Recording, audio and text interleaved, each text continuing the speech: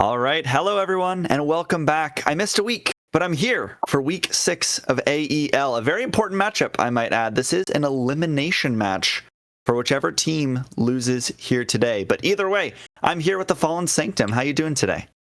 A little miffed. A lot of bad things have been happening on Twitter, so hopefully my mood improves. But my mood will improve if we don't see Ashe locked in. Because I gotta be honest, guys, we're on week 6, and I haven't seen a competent Ashe player land more than 20% of their arrows. And it's great. Maybe you can land them in ARAM where there's a single lane, but you're playing on Summoner's Rift, not Howling Abyss. So maybe we should try that new mage bot lane meta that Feroxon has been sold on, like Ziggs, Kemi, and Mel Pike, the T1 bot lanes. Let's see some of that. Let the support. Yeah, I mean, I imagine we are going to see some mages today. As much as both to both of ours dismay. But we'll see. Maybe we'll get some regular AD carries, and we'll see some more standard team compositions here. But either way, we are looking at Andromeda Esports Supernova versus Mint to Lose. Again, the loser of tonight does go home. The winner gets another chance to qualify. They play in a decider match next week. So you're still not guaranteed playoffs, but you have to pass this hurdle if you want to stay in the running. I'm excited. That means there's actually stakes. So hopefully that means the drafts from Champ Select are going to have clear win conditions. Because, drafting all engage with no damage or no engage and all poke, and then, we've seen a lot of people burn water. It's really hard to burn water, guys. Yeah. I mean, it's kind of hard when you're drafting, Sometimes people can't play everything. Sometimes things get banned out. But, we've seen a lot of strange compositions, but we've also seen a lot of normal ones, I think. And speaking of things we've seen before, we actually have seen Andromeda play before. We saw them play, I believe, in week 2. So we know a little bit about them. As for Mint to Lose, I was doing some research looking at some of their games. We haven't seen them on stream before, but I would keep an eye out for their mid laner. I saw some pretty flashy champions, some pretty high KDAs, both kills and deaths. So I'm expecting a lot of action around the mid lane. So that's a little bit of a preface, but looks like we're ready to go into draft. So we don't get a team introduction right off the bat here, but we will get to see them in game, and we'll see what champions they prefer to pick here soon.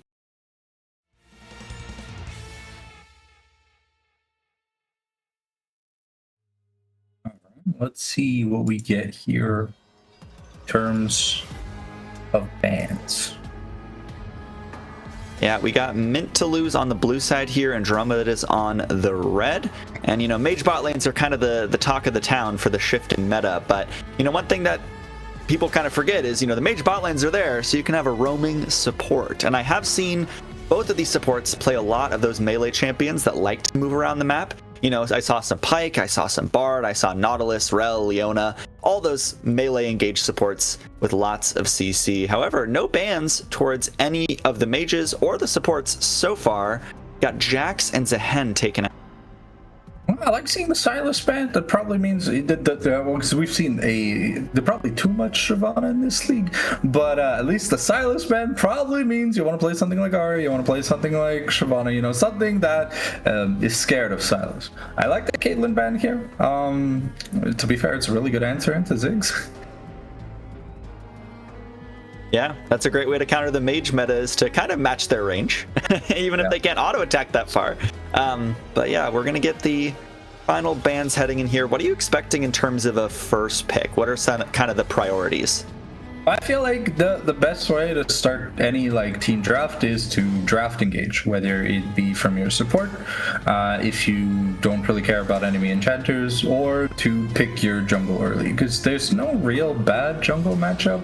I mean, outside of Xin Zhao into Trundle, or Xin Zhao into Jax, they're for the most of it, you build Thunder Sky, you build Black Cleaver, you build Death's Dance, GA. It's the build path is all the same. Who cares? Just you need to be able to start fights properly. And I kind of like Sivir, but I mean, Jarvan's open, and Jarvan loves immobile AD carries. Well, while Sivir has a spell shield, apparently summoning a giant arena of stone does not count as a spell. So Jarvan is very happy he can just ult Sivir when she spell shields in.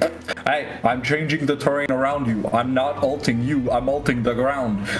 It blocks the damage at least. That's something. Yeah.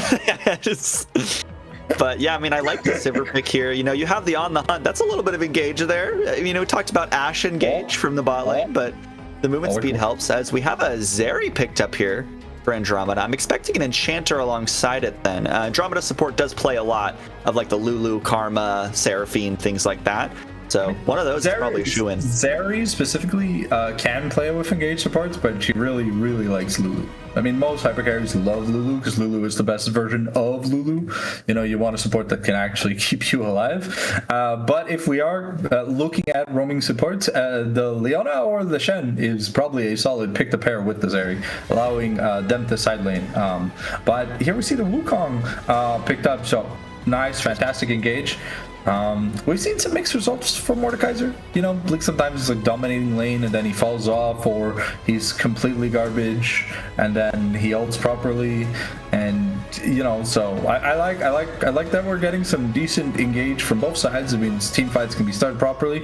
We've seen Nautilus as always, but you know, it's the sunk cost fallacy with Nautilus. If ever you land a hook, you don't have a way out. So if your team's behind, you're probably just dead. So, yep. I do find it weird though that we locked in probably our top laner blind on blue side in second rotation. It's not very common outside of picking the popular AP champions like you know, Rumble or Ornn or Sion. You know, the Mordekaiser does have a lot of matchups that kind of make him a non-factor.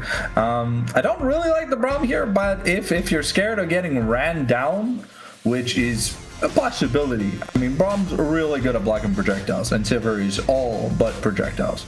So yeah.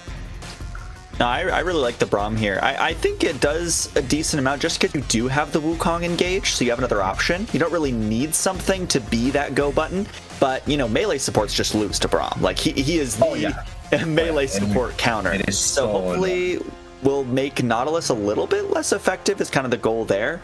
As for the Mordekaiser pick, I think that top lane is really just not as much of a focus for Mint. They really want that mid lane counter pick. They want to make their mid laner comfortable. Sinja should be the star of the team from what I've seen. So, you know, you already see two bans, the Akali and the Syndra, put against Mint for that exact reason. I'm almost expecting a third even. Probably like something like the Taliyah, the Orianna. You know, for some reason, played the lock a lot. Oh, okay. I mean,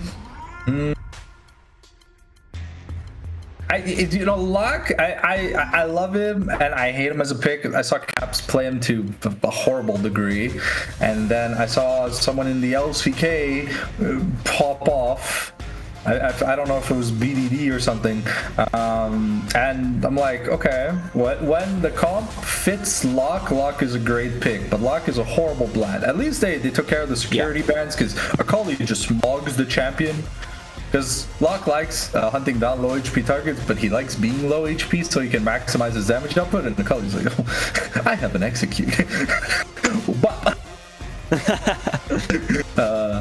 So the Cassia is something we've seen a lot. This is in bot and mid. Just honestly really good against things that look to start team fights. We stop the Braum jump or the Wukong Nimbus. I like the Victor here. You know, pairs well with the Zeri. We already have some engage, some good disengage here with the Braum. So at least we have a solid AP champion. I'm just wondering what Supernova is going to pick here for the top laner, because he decided to keep it as last pick. Yeah, interesting. Maybe they're not convinced the Mordekaiser's top lane. I don't know if this is like a jungle flex going back a few seasons. That would be kind of funny though. But we'll have to see what Mint picks up here. I was expecting it could be something like the lock. So they actually do lock it in. There is a lot of CC on the other side. So I don't know how much I love this, but definitely good into the Victor if you're able to play it well. So that can be pretty exciting here. And we'll definitely get this flex ironed out here for Mint, as it should just be a jungler if it is Mordekaiser top. Yeah, well, the good thing about Locke is that he has a Samira style dash with rather low cooldown and easy resets. So things like the Gravity Field, the Molten Fissure, the Cyclone are easy for Locke to kind of play out of if he has to. And I'm almost wondering, yeah, okay, if that's a blind Yone top, okay, that's wait. Interesting. Huh? Wait, we have 2 mid laners and a Mordekaiser? I guess it's more jungle with Yone top. Yeah, because both those mid laners can't really. I mean, to be fair, I think I've seen a bit of Locke jungle in like low elo normals, but I mean, with the jungle pet, you can honestly do jungle. You'll just get permad. But I love this Olaf here because yes, there's no real tank. The supports don't count as tanks because they only get to build 1 item and then they're full build because they have no money. And if they take more money, then they're just griefing their team. But also, Olaf has a no Mordekaiser button and he has a no Yone button, so you try to all in him and just presses Ragnarok and runs you down. So honestly, I really like it. I feel like it's going to be hard here for Brecky, and as you mentioned, it doesn't seem to be much of a focus for them in the top lane, though that is kind of awkward, just picking a very volatile style laner and then sending him off to the island. I'm excited to see what this Mordekaiser jungle can do. For the most of it in pro, when we've seen Mordekaiser, we've seen like Hexblade, Rylai's, just monkey see, monkey do. As simple as it gets, you just want to click Shadow Realm as often as you can. Sometimes you're ulting the important characters, sometimes you're just ulting the jungler so you can take the objective for free. And So a lot of burst from the side of mid, so things can get pretty volatile, and Supernova don't necessarily have that much damage before like level 11, level 12. They kind of want their 2 item marks before they want to really start fighting. I'm going to pay attention in the mid lane to see what kind of build Victor's looking towards, because one of the ways to counter these assassin picks is to go the Rod of Ages with the Merc Treads. It turns you into basically Jesus, and it's kind of crazy how effective. Victor has amazing shielding too and good CC, so unless Locke is like running Ignite, Electrocute, and gets like a solo kill level 2, I think Mint might have a little bit of a problem if they don't find an Olaf answer, because I don't see an Olaf answer on the screen right now. Me neither. I mean, I guess you have like the general tool, like, Ragnarok makes him unstoppable, so you have to deal enough damage. Like, that's the key, is you have to be able to kill him before he kills you. What I'm seeing here is not really like a lot of burst damage. Like, it's almost weirdly in a spot between burst and DPS. You have like Sivir DPS, but that kind of comes online later. Same thing with Yone. You have Lock burst, but I don't think that's enough to get through the health bar right away. So it's like kind of iffy here. I don't know if they'll be able to answer Olaf at all. So my money's kind of on Andromeda here. Yeah, I mean, I do prefer the draft. It's more like front to back, proper engage, hyper scaling. So great for late game. Now let's just see, because when we see a lot of these late game drafts, they tend to give up everything in the early game, and if you do, and you'll be down like 6,000 gold by the time you're a real champion, and sometimes that's too far behind. So I want to see priority on at least the first 2 dragons if they have priority, because I mean, Sivir Nautilus not exactly a strong bot lane, and Zeri Braum, if Nautilus gets tagged, he's just dead. Without flash, he should just die every single time, because Zeri can stack the Winter's Bite in like a single Q, so it is 3 auto attacks, right? And you only need 4 to hit. So I'm expecting good things from at least the bot side, and I don't, unless Olaf plays really badly, I don't think this top lane matchup versus Yone should be bad.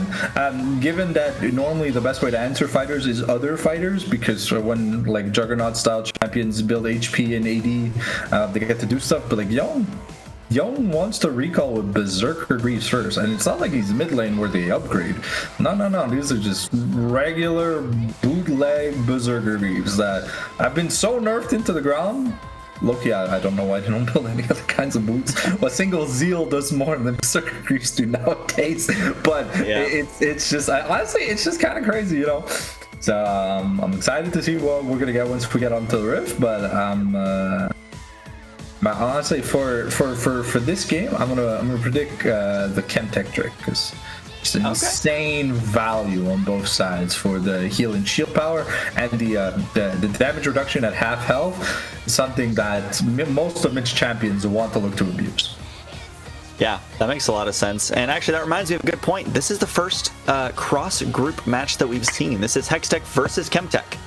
So, very exciting here, where this is the decider of the 5th place between both groups. Forgot to mention that earlier, but I'll throw that in here. As for my prediction, I'm going to go with my favorite Dragon Soul. I'll go with Cloud Soul. You know, on the hunt, speed you up. Zeri R, speed you up. Run in, knock him down. That's what I'm thinking. I'll be honest, I feel like if it is Cloud Soul, I think Supernova is going to want it more than Mint. Because, like, Yon ults, he already has an E that gives him, like, 30% movement speed. Nautilus, well, and maybe Nautilus and Mordekaiser can enjoy the, like, Cloud Soul benefit. But, like, Sivir is a movement speed-based champion. Locke has a million dashes anyways, and Yon already has a steroid for it. So, if you give Olaf a Cloud Soul, oh, he's going to have fun. It'll run you down. Like the last taco in the taco stand. But we'll have to see what Dragon ends up being and what team takes the first game of this also important elimination series. So we will see you in just a few minutes on the Rift. マーケットは迅速な発送ですぐにお届けします。あ、ボクセット？大丈夫？でも直接来てくれたの？これって漫画みたいだったね。しかも今衣装着てるし、花でもあれば完璧なのに。完璧だよ。壊れ物だから自分で届けたかったんだ。あなたって完璧。ありがとう、全マーケット。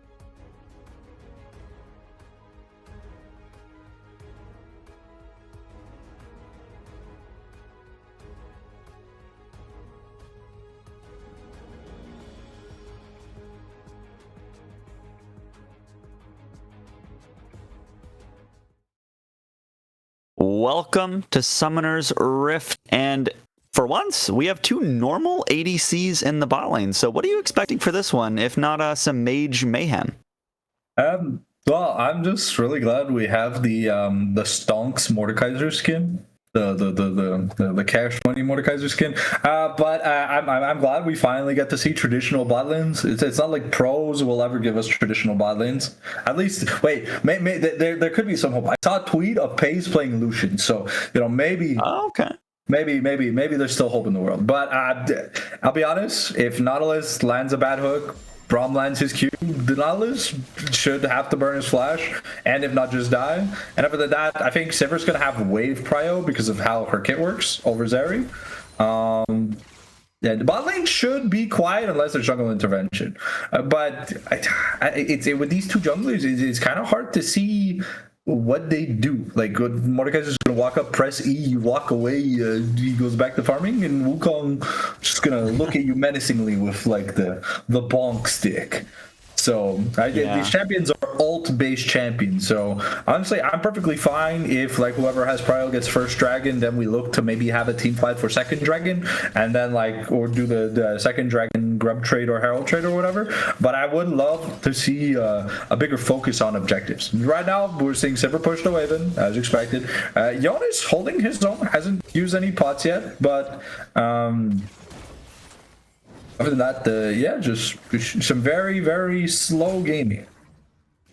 Yeah, I mean, that's about what I expect from the bot lane. I think if there are some scraps, it should generally be Supernova favored. I mean, the hook there, pretty good, but nice use of the shield there to dodge some more damage. Talk to me a little about this top lane matchup. We're not really expecting any jungle intervention. And like you said, this should be pretty Olaf favored in my opinion, but how does this generally work? And so normally when it comes to an Olaf lane, there are like two ways to kind of see it, right? Because Olaf has this thing called Undertow, it's Q, and that's how he like pokes the enemy champion. You're not really going to get many opportunities to just reckless swing on people. So if he can land his Q often like in short distances, is how he abuses tanks. It's a really good slow that does a decent amount of damage. And while reckless swing does a lot of damage, Young doesn't like he has a bit of innate sustain, but Yon doesn't really start seeing much sustain till at least the Vamp Scepter. So if Olaf is allowed to play aggressively, if there's no jungle intervention, maybe it'll be more favored here for Icarus. But also Olaf, at least pre-6, has to be careful about the Q3, the knock up into the W with the extended damage from the Soul Unbound. It can lead to some stuff, but expecting Yon to go anything but a Berserker Greaves first would be a little bit out of the ordinary. Yeah, and it's kind of strange. We see a lot of like emphasis placed on this late game team fighting here. I think Andromeda has a better comp for it. But I mean, even on Mint's side, Sivir really likes those late game team fights where she can get the boomerang blades, the bounces to all of the enemy members. We see even Yone, who scales pretty well into those team fights. So I expect we will see a lot of action kind of later on in the game. But I do really want to see both teams fighting for these early objectives. I'm just hoping that Andromeda, if they are playing for these early objectives, are careful about how they're setting them up. Yeah, it's just the thing. Ooh, okay. Well, it's a solar ignition. Gonna let Locke heal up a little bit. But the thing is, at least from the side of Mint, I don't really see a champion that wants to like tank a Victor combo. Because like once Victor gets like the double burn items into like the void staff or the death cap, I don't see someone wanting to tank the laser beam for free. On the other side, there's three tanky characters for the side of Supernova. So like front to backs are just going to be a little bit difficult if you're not finding the element of surprise first. At least I think on the side of mid gaming, you're going to probably look more for like side laning and picks. More than standard like A-ramming with the front to back. Ooh, maybe we got a gank here. Yeah. Alex is in the area. Could use that clone to try and get back out. In the meantime, oh, there it is. Tries to get away. Nice dash there from Sinja. Actually doesn't have to use the flash either, so that's pretty nice. Hook goes forward. YSL's rooted up. The hook itself does not land. So just some trading here on the bot side, but actually we'll show them all fighting in the river as well. Starting to get a little bit of scrapping out on the map, but still no one taken down yet. Is Is Mordekaiser doing Dragon right now? I mean, they have the priority. Yeah, Yeah. is trying to take this down. I think he should be fine with the Malady of Metal. The shield looks like it's charging up nicely, so yeah, he'll get very low, but I don't know. Oh, Alves may be looking, but yeah, no, I'm just a little bit too late on that. Very early dragon. Wow. Yeah. Oh, there's the ignite though. Here's a lock. Purgatory lands. There's first blood for the new champion on stream, and this is the mid laner that I was seeing in Mint's match history. Yeah, so the champion, right, his ultimate it works a little bit weird. It's a zone that does X amount of damage, but if ever you hit a threshold of HP while the ult damage is proccing, it will just kill you. Locke can then pick up these like Alawi style lanterns to increase the execute threshold by 0.5%, by 0.5% per execute. Interesting. I haven't seen too much of Locke yet, so I'll be curious to see how well it works in this game. You know, we kind of agreed it doesn't look like it's the best game for like a Locke or an AP Assassin in general, but you know, starting off 1-0 is definitely a good place to be. Yeah, and also important thing to note is when you do get an execute, you get a 20% refund on Purgatory per champion. So if you technically if you get a penta, you get your ult back. Because it'll be 100% refunded cooldown. So that's pretty cool. But yeah, no, normally Locke it's like Lich Bane, Shadow Flame. It's just a lot of the bursty items. Oh, here's Alv trying to get some revenge on Mint's mid laner, but protecting the invade is important. On the top side here, we do see Yone in a pretty tough position here. Icarus is freezing the wave. I know, I did this earlier today, and the enemy top laner was very unhappy about it in all chats, so we'll see how well that this top lane matchup holds up for Yone, but very tough spot to be in right now. Yeah, we're not at the point where Yone is considered half full build, right? You know, because we need to see him get at least the Berserker Greaves and something. The Undertows are not landing, though, here for Icarus, so is his name Yugi? Wagi? Yawagi? How am I supposed to pronounce this? That I'm not sure. But we got the nails going forward. Look at that burst damage from a Locke. It's insane. One more combo could just get in some danger here. But actually, invade on the blue buff will show them all is trying to steal the wolves as well. Now does have the Death Realm. Cyclone comes out. So there you are. You're stuck in here with the Mordekaiser. Bonk 1 trying to get under the tower. Can you get the bonk 2? Nice flash, but flash follow will show them all. Picks up another one for Mint, and there's no response in the jungle. This is the aggressive plays we were looking for, as YSL actually wants to try and strike back for Andromeda, but is unable to do so. 2 up for Mint. Yeah, it's just really good plays here. Oh, nice ultimate there. Trying to get threatened with the tower. There's the flash. Nice job, Icarus there, actually getting the solo kill with the wave under the tower. That is a pretty huge loss for Mint's top lane. At least though, the Yone does have teleport, so it's not like the worst case scenario where you go like 2 combat summoners and then like just to watch the entire wave disappear. Oh, wow. Okay. Flash Ignite invested alongside the Purgatory there, but another kill for Locke in the mid lane, and this is kind of the explosive nature I was looking for. Yeah, we're seeing the standard squishy build. It's going to be probably what like Blackfire Torch with the Merc Tread. So no innate HP here for the victors. So we're going rather like more bursty but squishy build.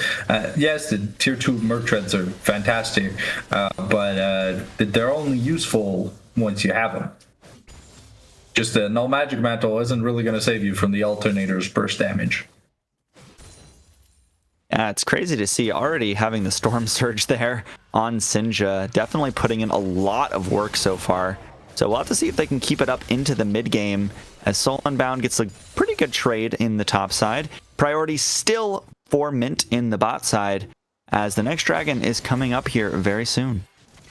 Yeah, I mean, well, with the Silver W almost having also the Essence River, it's a little bit hard for Sari to get prio. She does have to align the Ultra Shock Laser through a wall or a building. There's the undertow. Got the ghost. Flash, actually. Yep, there's the ghost invested as well. I don't think the rundown's going to go any farther than that, but that damage is so good from Olaf. Jeez. Yeah. The other thing that makes Olaf so nice is if you land one undertow, normally you can land them all because people tend to run in the same direction you're throwing the axe, so it's rather easy to chain consecutive ones if the first one does land, because the slow, I think it's like 35% on the undertow, just generically, so it's a good amount. And we see Mordekaiser though doing dragon again. Unopposed, he's 2 levels up. Look at the Nautilus is now the target here, has to flash the Q from Braum. That could have been very, very disastrous. Q3 goes wide in the top side. The dragon's still ticking down. Actually, second dragon just going over to Mint. Surprisingly, not really much of a contest there. The Chemtech dragon. Oh, nice job, nice job. It's actually going to roam here from Sinja on the top side. Dashing forward, does not connect with the ultimate. Purgatory does land though, so that's another one for Locke. But here in the bot side, we got Brekkie Hill taking up so much damage. Should just be the next victim here. Glance will pick that one up. Death Realm is not able to do much if you're going to spawn back into 4 people. We'll see. Alves does go down. Actually, YSL getting dangerously low here too. No shield though means no kill for the Mordekaiser. And now we're 5-3 in the kill score. This game just got a lot more bloody. I mean, though, to be fair, from the side of we'll show them all, it was a pretty good team fight. You managed to lock down the Wukong to save your AD carry, and even if you do go down, you already took the dragon, right? But there's also like a 30 CS difference between these two junglers and a couple of levels, I believe. So I think if you're the Mordekaiser, you're really happy with the current state, even if that team fight was a little bit rocky. But if I'm Supernova, I'm kind of worried about this Luck because he's murdered Victor on repeat twice, and he's even claimed a kill on Olaf. So the burst doesn't get any slower; it gets worse as time goes by because the threshold keeps increasing. If he's able to get it. Ooh. A little bit of a reckless swing. Nice dodge of the undertow here. Ragnarok is not available right now, so actually if they get some CC on Olaf, it could spell disaster for Supernova here once again. Just trying to dance. Here's the teleport coming in from Glance. Actually, the play is called off by Mint. They don't want to put in that extra risk. A huge win here for Mint, though, burning the TP.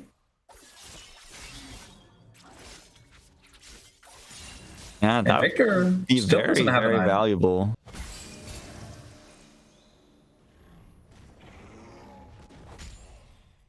Where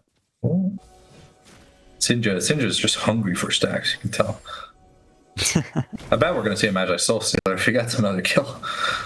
Oh, Icarus lands the first one this time. Look at that damage onto the squishy targets. And that's what I'm so worried about for these later game team fights. If he can do that now, once he gets some items, it's going to be really rough to try and deal with that damage when he presses R and just starts running at you. And that's triple grubs also for Supernovas. So every time the Olaf gets an auto off on the turret, it'll do a decent amount since Olaf has a decent amount of AD. So I don't think this top lane turret is going to last much longer. Yeah, likely not, as we have a little bit of intervention brewing. The hook does actually land here. This is so far a 2v3. Cyclone is good. Here's YSL for the burst damage. Already takes down Prim. That positioning is not where you want to be as the ADC, but Sinja here to save the play does get 1 kill back. So just a 1-for-1 so far. We'll show them all is still positioning upwards, but might just be walking out now. I mean, you burned the Wukong's flash for Sivir's barrier. It's not the best of trades, but at least it's a positive trade in the eyes of Mint.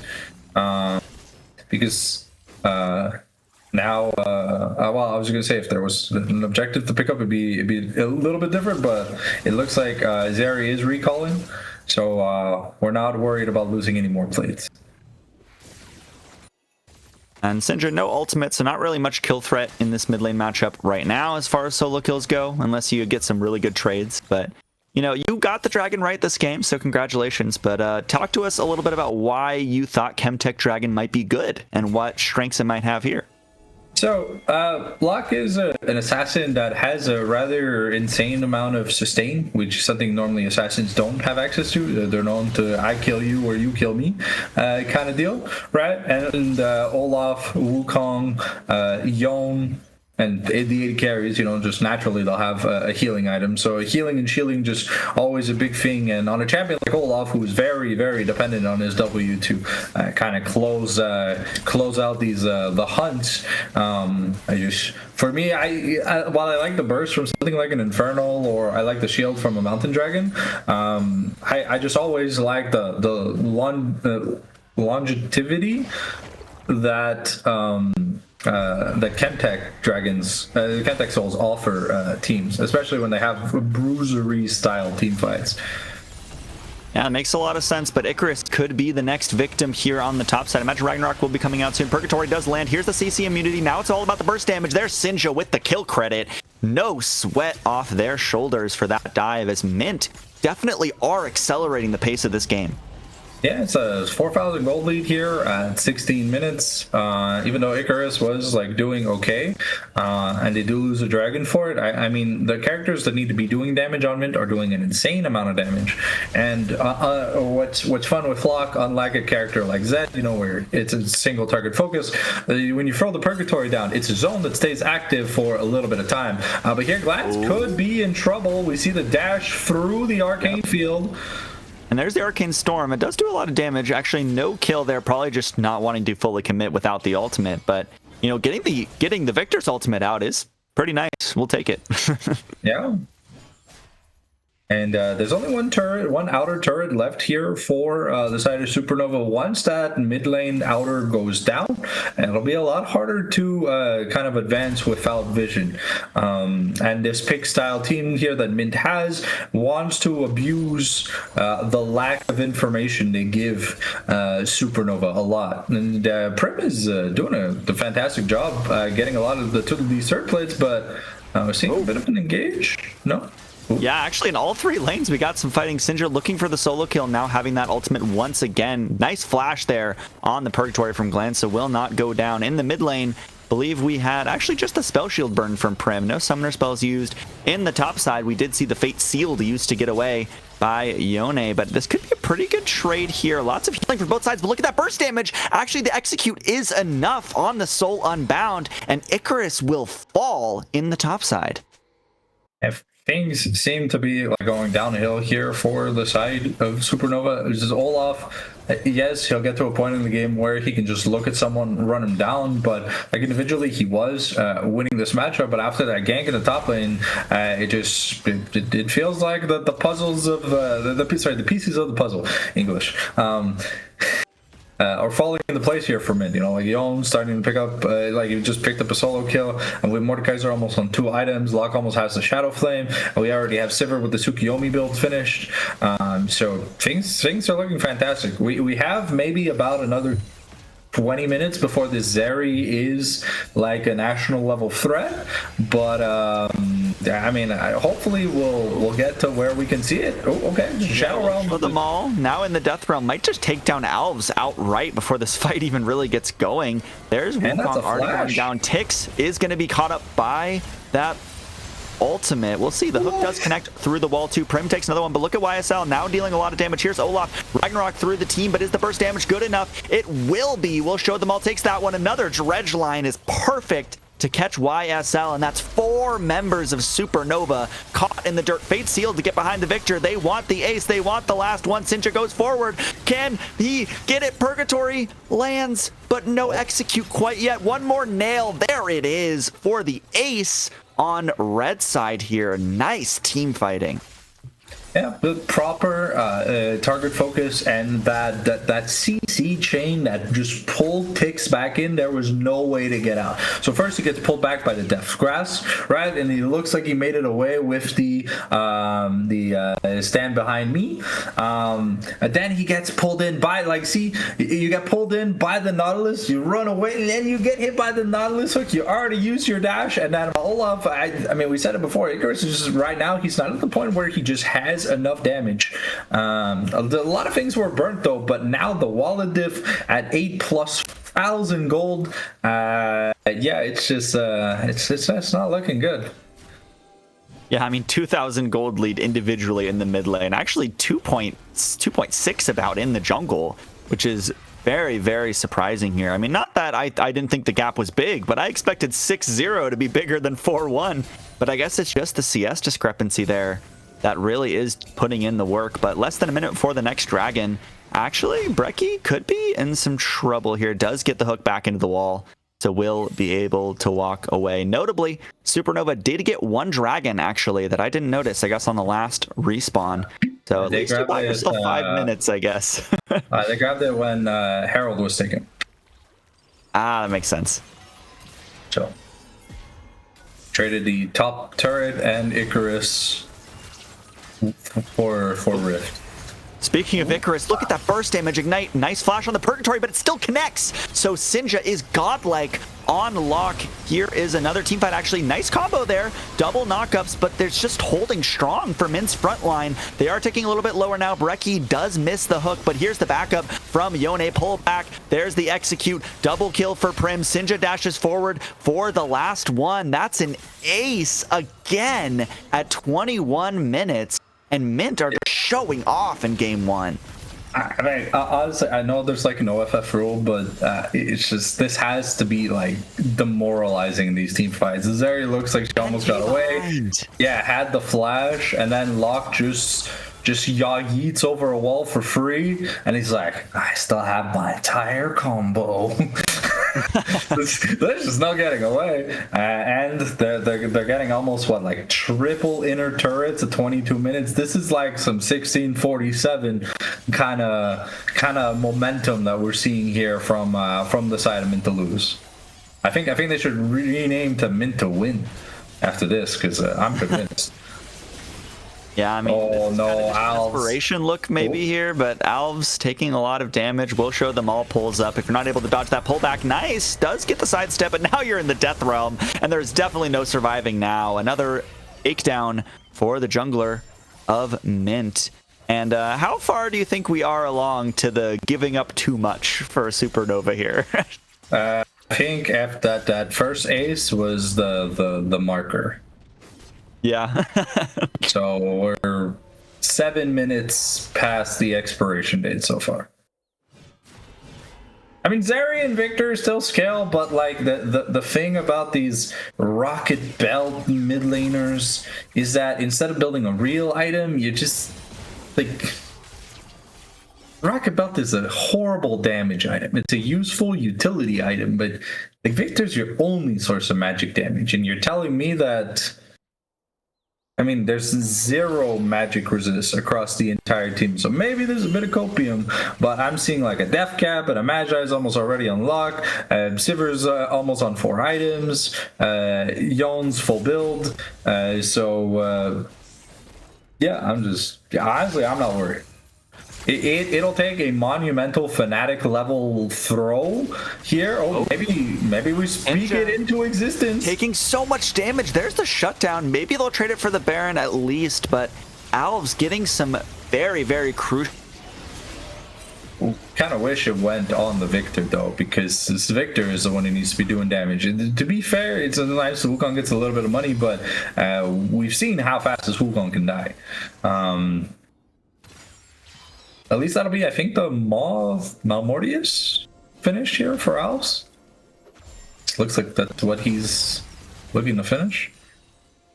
But see, the thing is, right, like Log and Mordekaiser do magic damage, but you have nothing against the Sivir. 2 ricochets and you'll explode. Oh, I think we might see a rundown here. But, oh yeah, I think Yogi's looking for it. Flash forward. Glance does do a nice sidestep here, but Fate is sealed. Actually, stun does block a lot of the combo. Doesn't miss the flash, but Victor stays alive even without the Roa. Look at Brecci wants that action. Going. The hook is tanked up by the Wukong, so no other shots there. But now here's Prim to put a little bit of damage behind this CC, but not quite enough, as Victor still will just walk it off.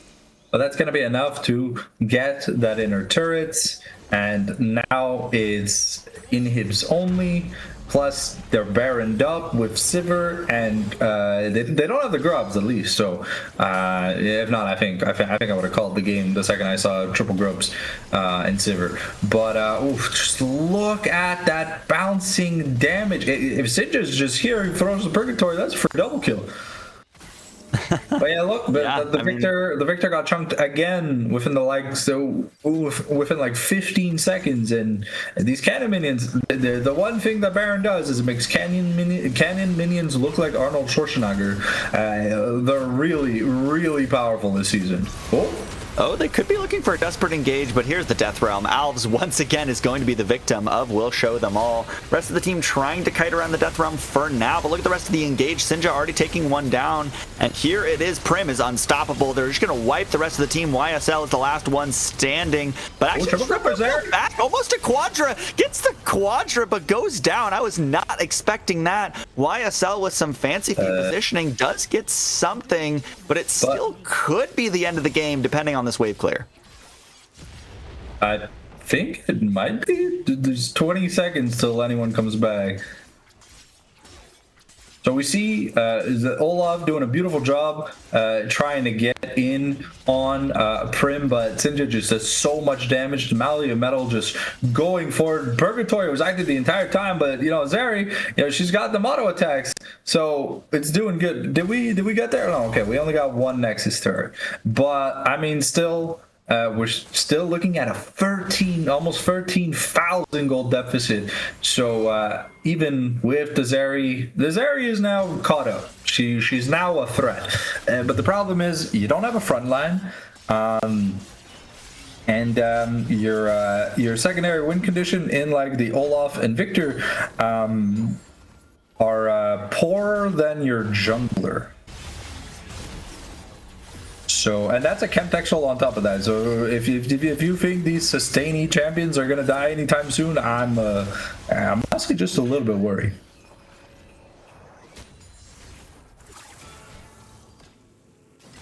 Oh, Sinja's, oh wow, look at that. Ooh, that was so close.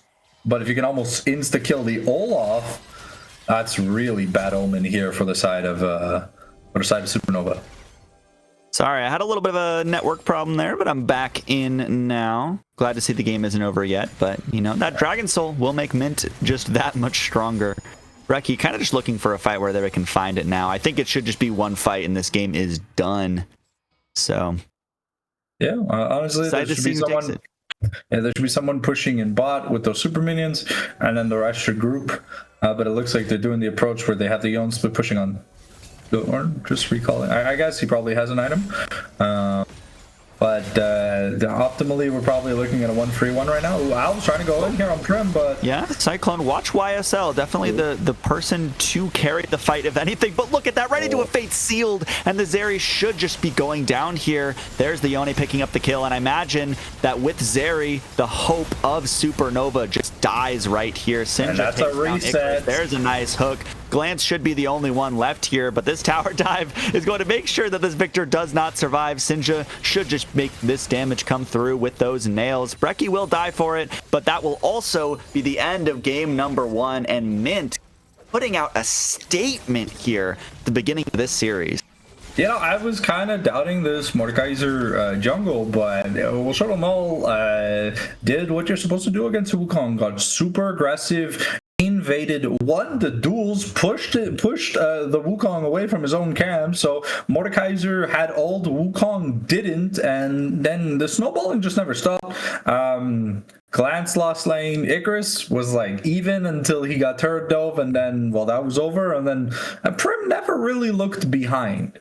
He was always pushing forward, and then with the rotations, there's so many turrets going down, and that's what we're talking about when I'm talking about the late game giving stuff up. There's no comeback objectives. There's no Otacon. There's no broken Baron that just instantly makes you super strong. The only thing Baron does is it allows your cannon minion to solo siege turrets by itself.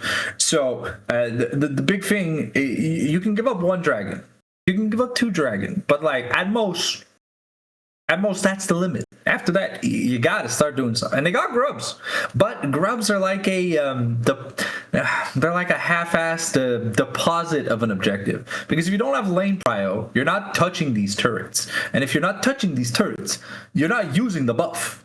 It's not like Dragon where you just get permanent stats or permanent healing or whatever. You know, the grubs, you need to auto the turret. We saw Icarus just smack the turret a bit, but outside of that, I mean, that was all we got out of that grubs. And then Herald went down.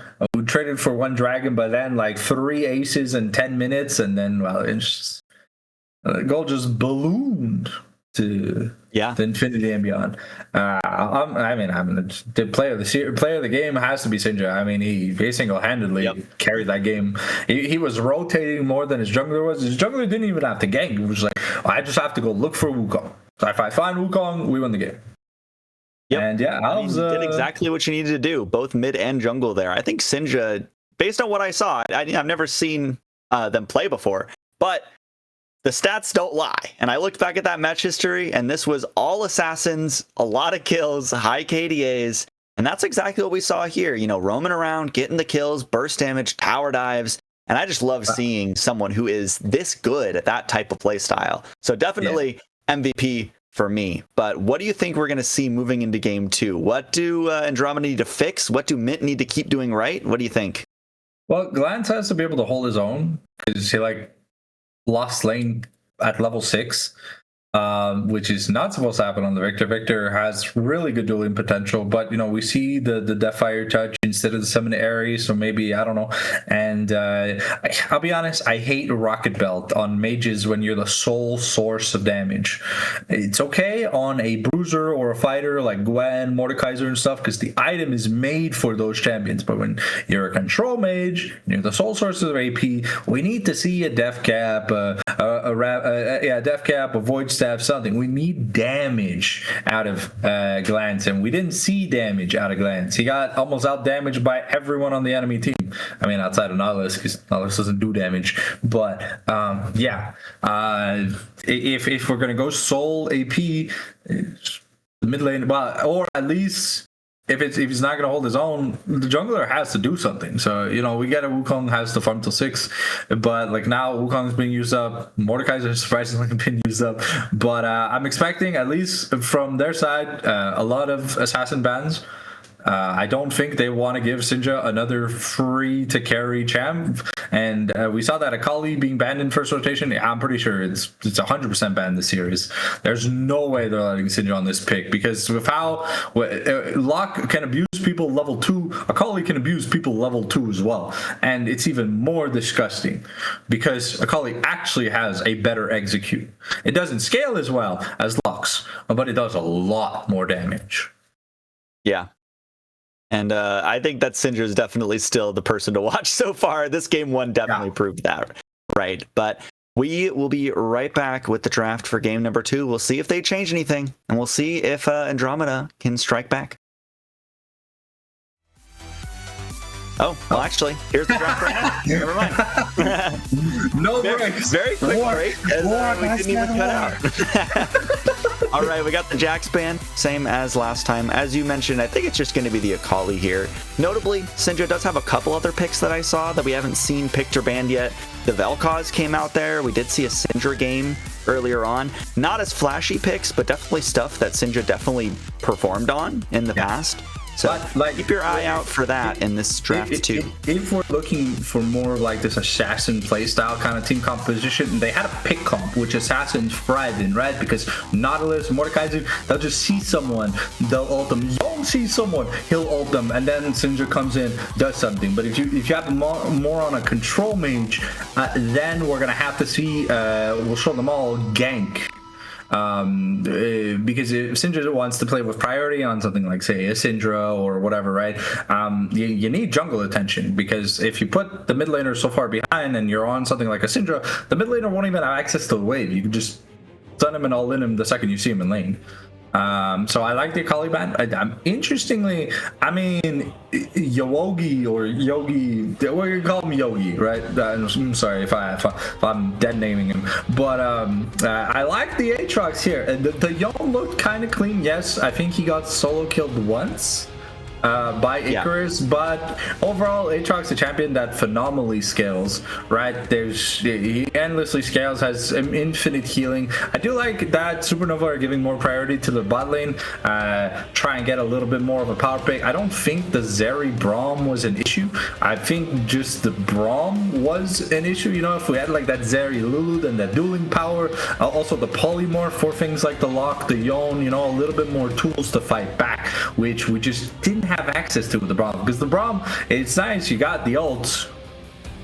At the time, Braum was dying before the ult resolved, so it's just, you need to be there to block the damage. But the Lulu, at least, make sure the Emilio, what I really like is that this Lucian is played as a really aggressive pick, and even though you have to play against Yanara Lulu, you still technically have priority, especially just because of how Lucian's passive works. When he's with an enchanter, every time he gets shield or healed, he's gonna just get that bonus extra damage on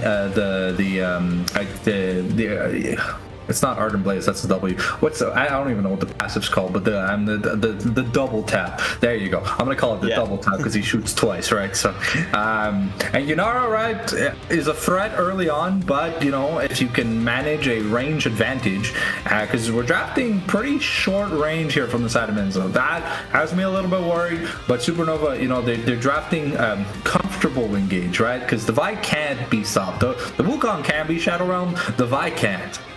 So if I decide who she's ulting, there's no stopping her. So I'm expecting probably at least. Yeah, sorry, go ahead. No, you're good. I like what Andromeda put together. They played Lucian Nami, I think, like 3 out of 6 weeks so far, maybe 4. They played this combo a lot. So they got the Lucian Milio already there for them. Like you said, Vi is just very comfortable engage. I think that's a really good way, you know, to say we're ulting this target. Let's kill this person. You know, it's a lot more of like you don't really need to talk about what you're doing. You gotta just go do it.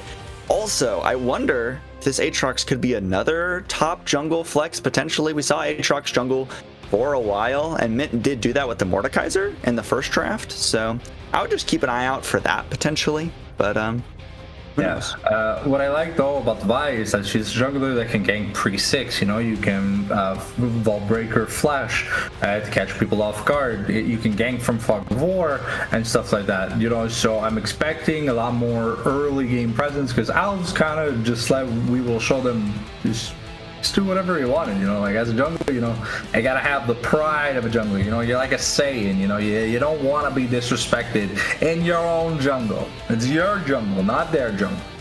So I see a lot of top lane bans here for Aegis, I guess, you know.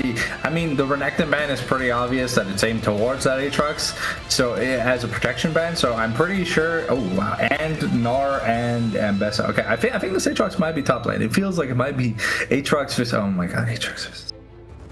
It's the most boring top lane matchup we can have, and I've seen it a million times. But to be fair, we do need proper peel for this Lucian. So it's gonna be the Lucian show, and it seems they saved counterpick once again here for the mid laner. It didn't really work out for them last time, so I'm hoping Glance kind of has an idea of how to play against this bursty style. But with the comp that Mint has, I'm not expecting an assassin. That Ahri fits the narrative, you know, just good front to back. Probably expecting the Malignance build over like the Lichbane build that we've seen over in Europe, just because she wants to be freed up to go make plays either for Aatrox or for Yanara. I think it's going to be more of like a supportive Ahri than I'm going to hard carry. But if the Ahri gets super fed by winning the lane trade itself, then we can probably see like a very, very aggressive build coming out here from it. And we've got the Jungle Shen. So I would like it to be Jungle Shen, because Shen into Ornn doesn't really, I mean, yeah, I mean, if they're more comfortable with a carry jungle over a carry top, I think either's fine. But I think Shen's biggest utility is that he doesn't farm very well. He just ganks amazingly. And you also, if you don't know where the Shen is, then you got to be careful, right? Because any 1v1 is a 2v1, right? And honestly, I don't like the Aurora pick here. Ari is a counter to Aurora because you can predict where she's gonna jump, so you can land your charm perfectly every single time. And we saw Syndra just do tricks on it for Glancy. Like he was outside of that one time where he failed a solo kill in the bot lane, but this is. I like the idea of what we drafted. It's just now we need the execution. So it's game one. The morale is like, and we roll swap. I see Brecky on Aatrox. Oh yeah, interesting. And We'll have to see support what happens in game. Yeah, but. I mean, either way, I'm looking really towards YSL here. You know, had a great game on the Zeri last game. Yeah. Now you have Lucian, and you are kind of the person to watch. When you have Emilio behind you, when you have Engage, you have Frontline, you kind of have everything you need. And now this is Andromeda's last chance. Again, if they lose this game, they have no chance of making it to playoffs. They just end 5th place in their group, and that's about it. So, kind of all on the line here for Andromeda Esports Supernova. As for Mint, you're in a great spot. Just about whether or not you can keep it up. Yeah. I mean, I love the team comp from both sides, but we saw Mint play with the gusto and like the initiative. We're gonna have to see Andromeda play with what they lost to in game number 1. But I believe there's something we need to be bringing up at least before we get into the game. You know, there's something special we forgot to talk about. I don't know. I think you're just bragging about getting it right in the first game. No, I'm not talking about the prediction. I was talking about the ad read. But yeah, no. If we have to talk, honestly, I've seen 2 front to back. So honestly, I either want to see an Ocean Soul or an Inferno. Okay. Because I like explosive team fights when it's both front to back. When it's just one team getting bullied, we can go with Chemtech or Hextech and stuff. But like when it's actual front to backs, you know, we need proper souls for proper comps. So what do you think, an Ocean or Infernal? I'll be honest, I think I'm gonna go with Ocean. I've got a gut. I'll take the other one. I'll go Infernal. And we got both sides of the coin there. But as you were alluding to earlier, we have to take a second to thank our sponsor, Zen Market. Zen Market is your one-stop solution for buying products directly from Japan. They'll help you buy items from over 10,000 shops in Japan, as well as place bids on auctions on your behalf. They'll even consolidate all of your items purchased safely into one box and can ship internationally. They provide excellent customer service in 19 languages, which is why Zen Market is trusted by over 2 million users worldwide. Check the panel below the stream or click the link in chat to try them out now. Plus, if you sign up with promo code Aegis, you'll receive 3,000 yen off your first international shipping fee. So thank you very much, Zen Market, for sponsoring our stream today. And we will see you on the Rift for potentially the last game of the night.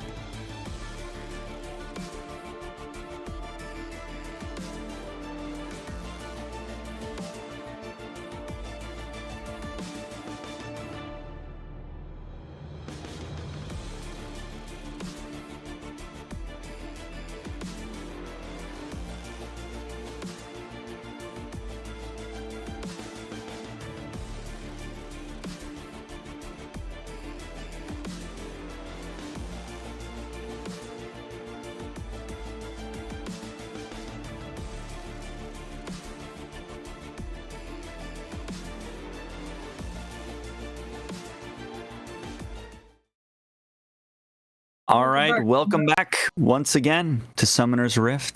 Here we are. It is the Shen jungle for We'll Show Them All. So two kind of out of the ordinary jungle picks for both these games. But one thing that has stayed the same is Sinja still has Ignite in the mid lane. So I'm looking for aggression once again. But how are you feeling about this one? I mean, I want to see Supernova play like they're not afraid. Because if they let Mint just walk all over them like they did in game 1, this pick style comp with great front to back is just going to annihilate them. Like we need to see Alves and YSL play like out of their minds, because if they don't, they're going on a permanent vacation until next season. Yeah. Again, this is back up against the wall for Supernova. We got a pretty boring top lane matchup, but talk to me a little about this bot lane matchup here. We have two enchanters now, different from the last game, so I'm expecting a little bit more fighting, yeah? Yeah, so essentially how the Lucian passive works is when you get shield or healed, you kind of do bonus damage on your next auto or skill, and Emilio having access to both the Cozy Campfire and the Warm Hugs, the W and the E respectively, mean that whenever Lucian wants to walk up with the Relentless Pursuit auto, then do a skill, you're trying to weave the combo together so that Lucian takes the least amount of damage while maximizing the amount of damage he can do before someone like Yunara, who's rather, let's say, slow reactionary, to get the damage back in. Exactly what I meant. Prim took 40% of their HP. We got to land an auto attack, and yeah, that's it. That's the game plan for YSL the entire time. But look at Icarus. It's not a fun I think the Unstoppable was the only reason that they didn't die there, as heavy trading in the mid lane as well. I'm expecting this one should be pretty aggressive. We are looking at Glance to kind of, well, he has to survive. Pick it up a little bit from game 1, but so far Yogi, yeah, true. This would be just, this could be dangerous, but I mean, Sinja just drank both their pods, so they should be good for at least a little bit. We're gonna need to see a return gank because the flash was not burned. And in this top lane, it's all about Orange just getting as much CS as he possibly can. He needs XP more than anything, even if he goes down like 30-40 CS at the end of the day. As long as he's able to hit his milestones, because that's the power of Ornn is the power of those masterwork items, and not having access to them is what truly ruins the champion. So if you can deny him XP, you are winning as Aatrox. But you should naturally win. So you have better clear, resourceless, your abilities don't cost HP, and oh my god, the minion. The Infernal Chains actually didn't connect there though, but flash forward trying to get the kill, but look in the jungle. We'll show them all. The charm connects onto Alves. But will it be the kill? Sinja does have the flash, but doesn't even need it. Gets the first blood ignite down onto Glance. You can see if they are able to take this kill. Nice flash over the wall. No pinch here from Yogi though. Teleport is coming in. Over the wall. Sinja just showing off this series. Now has both kills for their team 3 minutes in. Yeah, he's doing tricks on it. I said if Ari gets fed, the game's over. And that's a flashless Aurora who has the Dark Seal versus the Lost Chapter. If this is not the start of a recession or a depression, I don't really know what is, because I don't think we're going to be having any fun in this mid lane anymore for Glancy. Just a repeat of game 1. Yeah, definitely will be very hard. I mean, no summoner spells for now and no Spirit Rush available for Sinja. I think it should at least chill out for the next minute or two, but after that, the pressure's really going to be on. And now this dragon is going to be up in about 30 seconds. So I'm really looking at who's able to claim that early objective. It's I don't know. There's no icon. It's just a timer. I guess we'll pan near the dragons soon enough. But yeah, no. YSL has to probably get a little bit more aggressive, but with how fed this Ari is, the second this Malignance is done, it's going to be a scary chapter. It's Kept Tech Dragon for the first one, okay. So we're still in the running.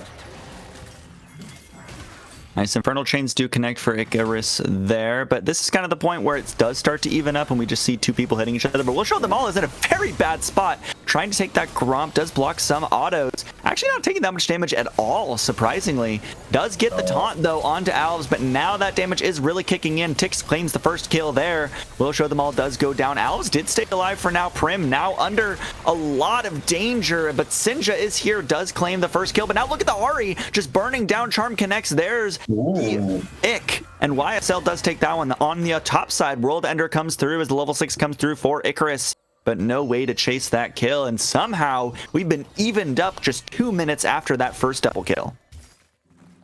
Yeah, the double kill going over to YSL is actually super important. It was almost at least a fumble from the side of Will Show Them All, but just the damage coming out during the kite back really shows that even in the early game, the front to back aspect of what Mint and Supernova want to do is very clear. There's going to be a lot of scrappy brawls, and it's not going to be clean. Ooh. Yeah, as Icarus keeps getting caught by those chains, is definitely under a lot of threat here, but hasn't died yet. Just lost some CS trying to hold on the top side. But either way, Supernova do not have a lot going for them in the early game, and you don't have a Zeri and Victor behind you this time, so you have to get something done in the mid game here. I mean, we're nearing the Essence Weaver here for the Lucian, which is fantastic. You know, we barely have a, what's it called, a Heartbound axe? Yeah, for Rextrix. Sinja Doll sees free food in the top lane and just goes to claim. Yeah, 4-1 and 0 here for this Ahri. But glad to see you a little bit late on the rotation. But I mean, I think Icarus should have tried recalling much earlier. This was really greeted. Well, it's hard when you can buy items in lane. You know, you never want to reset. You can just hang around. As the culling actually coming out here. Nice polymorph, though, to cancel it. As Brecky putting in a lot of work. And the one strong point of Andromeda, this Prio pickup, this duo that they drafted 1 and 2, you know, they are doing well, but they're kind of the only hope for Supernova right now. Yep. I mean, we're about to finish the Malignants here when there's only an Amtome on the other side here for Aurora, so it's a pretty scuffed gold difference. We almost have the, what is this? I want to say it's the Protoplasm harness on Chen. At least that's what it looks like. We're building towards. Ooh, Brecky could be in trouble, but Lulu's Icarus. Oh, Brecky getting very low. YSL is still outputting that damage very nicely. It looks like we are going to be trading the objectives here if Alves wants to take it. But here's the World Ender coming out. Icarus under some threat again. Q3 does not connect, though. So still just holding on to his life. But this Ornn is not having fun on the top side. And we're also reaching the point where the gold difference is very meaningful. We're seeing an almost 2-level gap here between Icarus and Yogi. And once that Eclipse gets done here for Aatrox, if Icarus just sits there and tanks a combo, he's not going to exist anymore. Look at Sinja again. Stand United. Yep, Icarus is getting just dove once again. There's the slam down. Yogi takes another, and this Ornn is going to have a really tough time staying in the game. Look, Alves is here. Here comes Alves. Taking a lot of damage. Here's the Vi. Here's the gank we've all been hoping for. There's the wild growth, though, as Prim just stays alive. Teleport coming in as well from Yogi, trying to back this up. You can see Vi, Q trying to get out of there. No World Ender. Infernal Chains don't connect either, so we just fall back into a stalemate. But it is a lot invested for both sides. Yeah, but I mean, the mission critical is that Yunara lived. Yes, we burned the barrier, but the heal's still around, so gonna be a little bit difficult to get on this Yunara. Lucian does a lot of damage, but he was rather low on mana at the time of the trade, so we'll just have to see if when he does finish his Essence Reaver, we can get a little bit more of a positive execution on that DPS. Yeah. Definitely going to be a way they have to climb back here for Supernova. I mean, you realize that player on YSL, you know, did very good on Zeri. Like, got a quadra kill when they were, like, already 10,000 gold behind. But look at the charm! Once again, it's Sinja trying to make the plays. No taunt available. But it's just so impressive the way that they've been piloting both these champions so far. And Dragon hasn't been done yet. Triple Grubs did go over to the side of Mint, which is a natural disaster for Supernova, because Aatrox loves pushing in turrets, especially with the passive reset. Oh. Ooh, Infernal Chains are made unstoppable, but you can't even really get the Brittle proc here, so you just lose the trades. Or Icarus, not really much else you can do. Just brutal to watch this top lane matchup. Yeah, we've seen it go both ways throughout history. Oh, On the here's Brittle the Horn. We can see Owls is coming in. World Ender comes out. Here's the healing, but is it enough? Another Brittle proc flash to get the heals, but Alves should just take him down. Now Aatrox finally goes down. It's 400 gold over the jungler, much needed for Supernova. Culling coming out on the bot side, but unable to claim any kills. And that's at least a little bit back for Supernova. Yeah. Oh, okay. Well, if Syndra landed that charm, I think Glancy was dead. But I wish it was on the Ornn. Just I guess kill XP rather important, really important to get to that first. Pertman's taking a lot of damage. A nice heal though coming out of Brecky, but you really want to get to that point where you have your first masterwork item. But though it being a Thorn Mail, it's going to be a bit of an awkward first item. Normally, you kind of want to finish. You kind of want to hold the Bramble while you finish a real item. But I don't know. It's this Ahri? Honestly, I'm more scared about Ahri than Aatrox and Yunnar put together. Oh, another good trade here for Yogi though.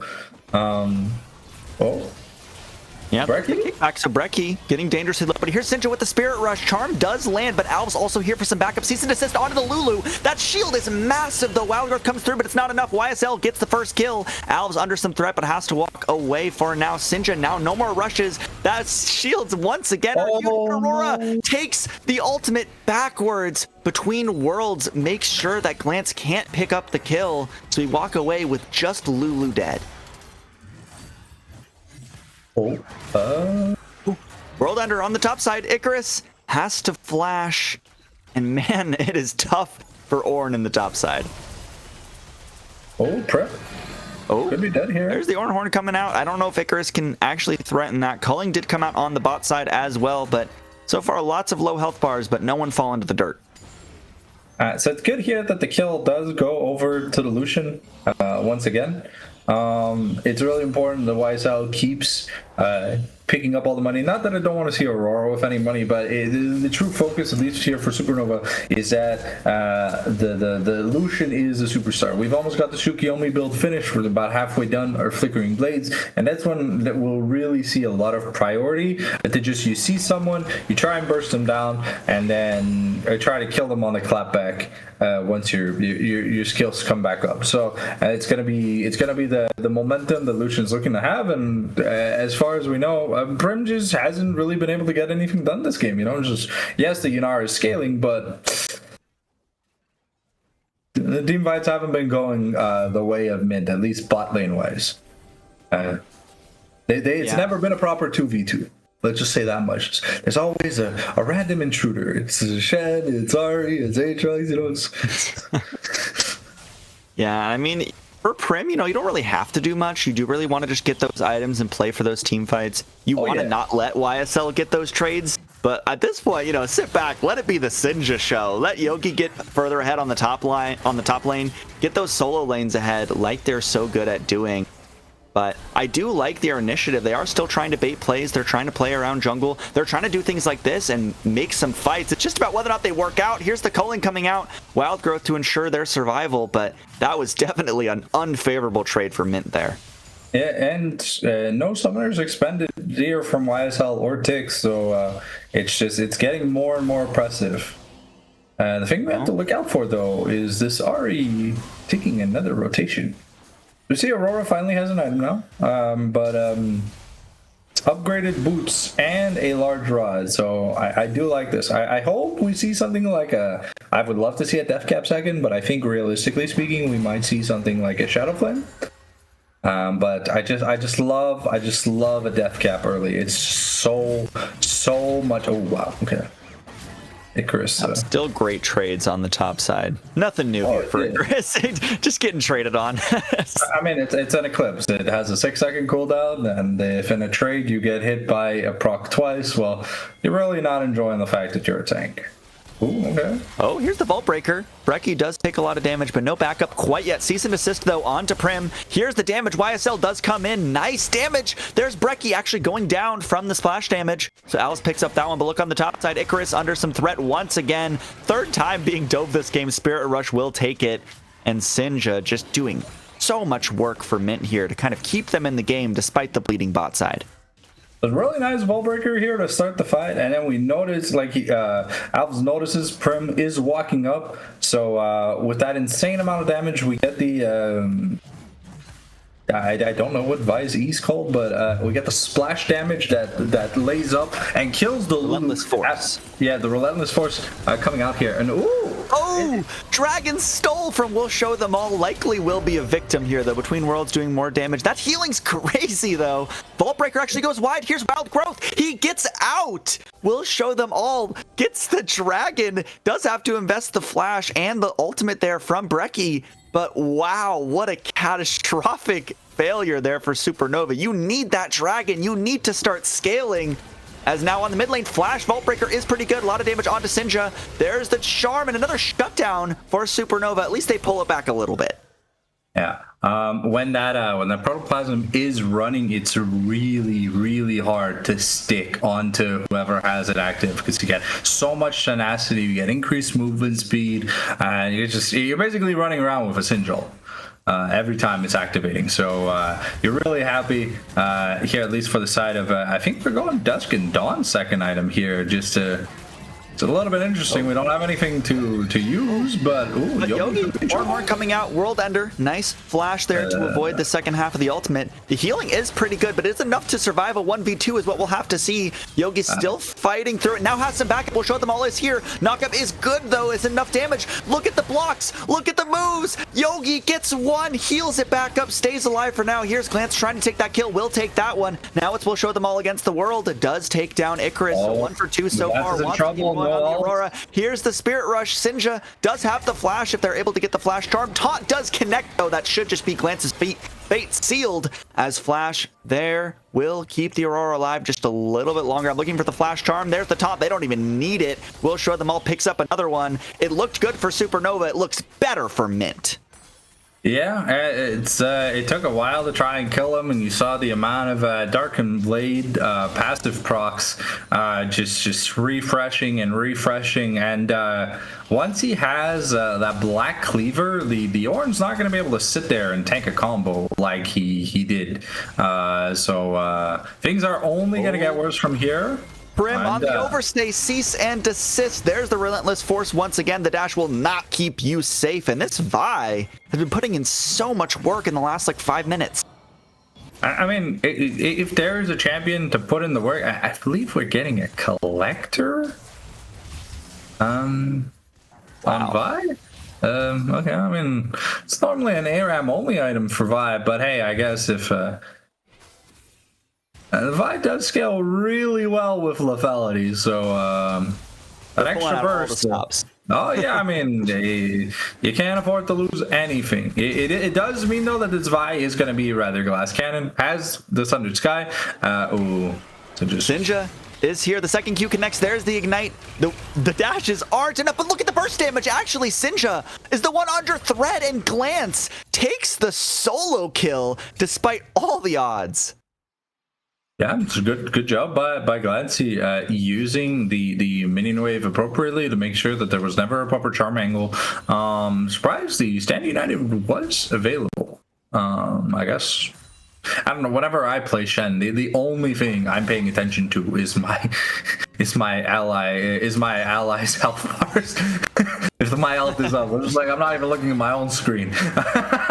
But yeah, a bit of return money, but I think the money gap, at least in terms of that mid lane, is still rather huge.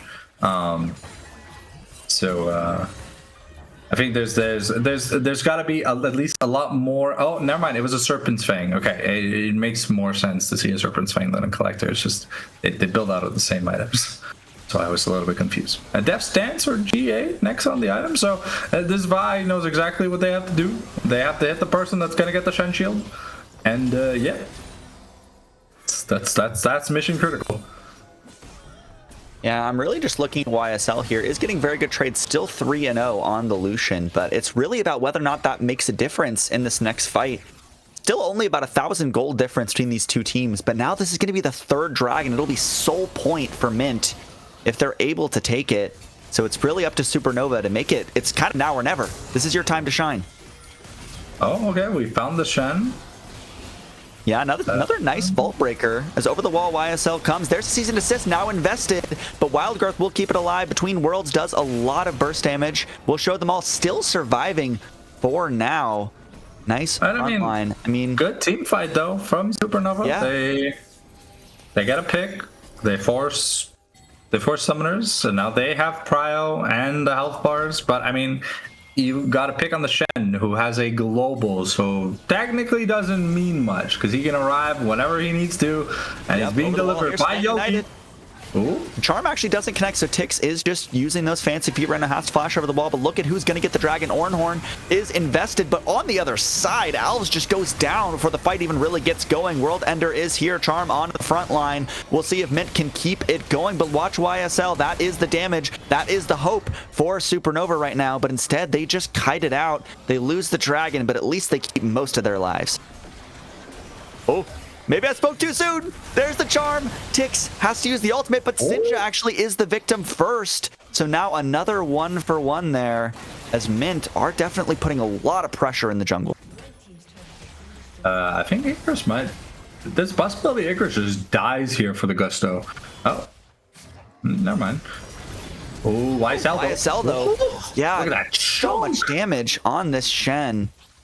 But does manage to stay alive. Everything's on a nice edge right now as Glancy could just be taken down between worlds, but the taunt is still here. We'll show them all now. Cease and desist should just be going down. That's another one for YSL right here. Another vault breaker over the wall as Alves doesn't want to be out of this one quite yet. Pairing up with the Lulu though. Rim keeping mid lane priority. Alves has nothing else to find at the moment. Beautiful escape here by Yogi. Oshoramal gets punished a little bit, but I think we're going to see the Titanic and then into more tank because the Shen really does need to be able to survive more than one Lucian combo. And ooh, that was almost scary. Yeah. Though Sinja, it feels like Sinja has been quite sloppy these last few team fights, just getting carelessly bursted down, frontlining the Lucian burst, and you know, maybe we'll see a little some. But it's beautiful disengage here from the side of Supernova. I think this is a little bit of overforcing. Like, look, you get the nice charm. But then Sinja just goes in front of the Aatrox, who had the shield up. Back to live. Here's Yogi, 1 versus 3, but can they hold on long enough? Stand United is actually really good. Look at Tix. Tix just goes down. Not enough burst onto the Aatrox. Wild Growth as well. This Aatrox just lives forever, but we'll show them all. Could be the victim next. YSL is doing so much damage. Here's Glance to back up the fight. Now the Aatrox will actually fall. I thought for sure that was swinging back Mint's way, but they lose 2 for just the support. I mean, YSL really low here. Sinja has ults. They can't. Oh wow, they're super low. And I think Prim just picks up another turret here. So this Yunara is low key, just slightly getting rich. Oh, but now it's the Great Escape. Yep, no mana. Here's Cease and Desist, and that's the burst damage you need. As Aurora with items still will one-shot an AD carry. Yeah. But at least in terms of money, because of the amount of objective priority that Mint has been getting, even though they've been losing these past few team fights, they've still technically been up money-wise. So this Yunara is scaling really well. I think we are nearing her third item. So Brecky could be in trouble. Yeah, that's not where you want to walk as a Lulu, but doesn't get punished for it this time, but I'd be careful. Yeah.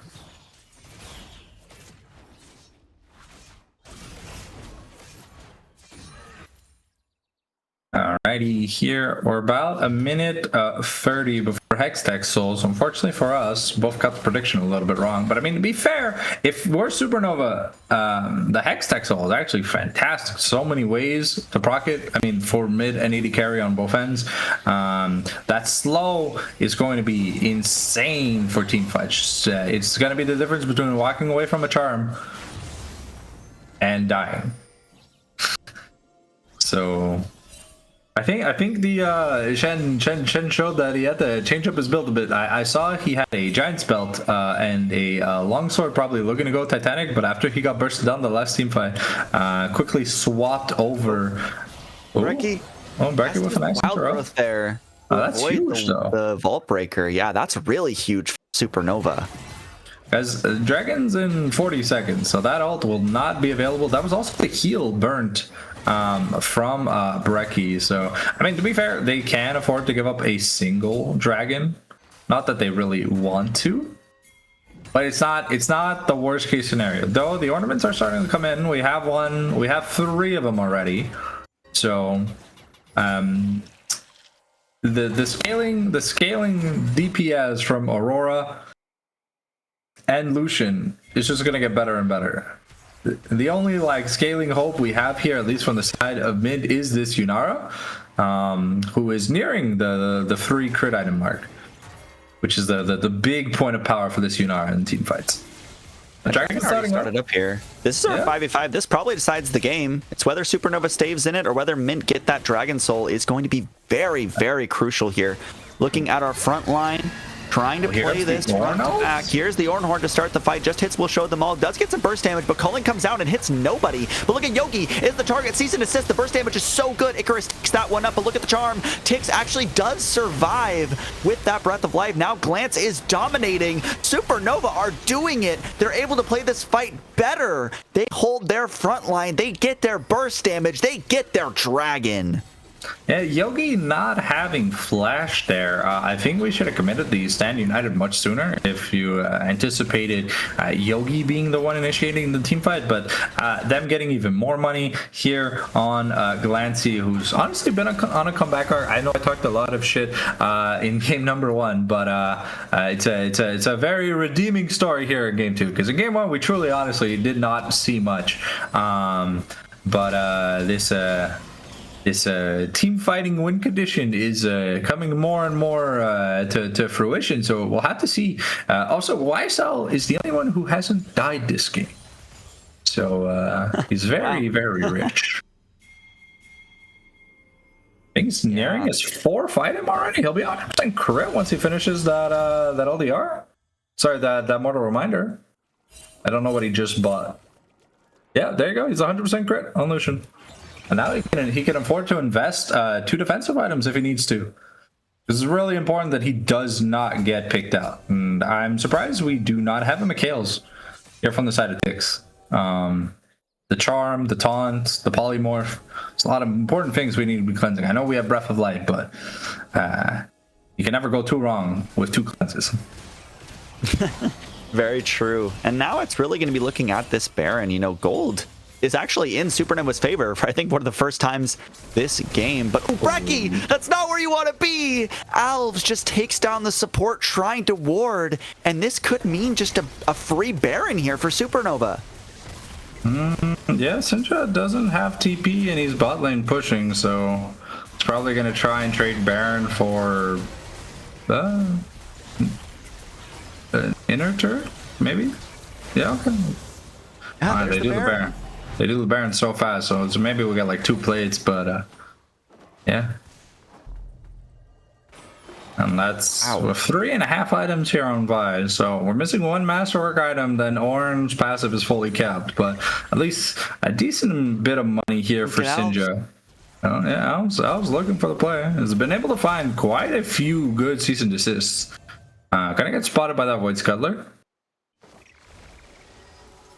No one dies here in the side lane, but definitely not worth it for Mint. I mean, you just lose your support, you lose the Baron, and you get a couple plates in a mid wave. As the Culling, speaking of losing the support, there it is once again. YSL is unstoppable on the Lucian, and just tragedy for Mint in the mid game. Yeah, just Brecky. Brecky is playing Sonic Adventure 2. As he's running it down at the speed of sound. Oh, sorry, I had to go for it. Oh yeah, and we see in the replay. Oh no, oh Lord, because that's two times. That's 2 times in a minute, and it's almost at the exact same place. Oh, but look at the play now. It could be Icarus in some danger. Yogi over the wall with the world. Very tanky. His Ornn is tanky, but not tanky enough. Syndra will take that one up. But look at the top turret. You're losing your tier 2 with the Baron. So still not really a good trade here for Mint. Yeah, I mean, you're pushing objectives here on the side of Supernova, and when you have Baron, you need to be taking these structures, because then the sieging. Ooh, that's mischarm. That could have possibly been Tix dying though, if that charm did land. So good on him for dodging out of the way.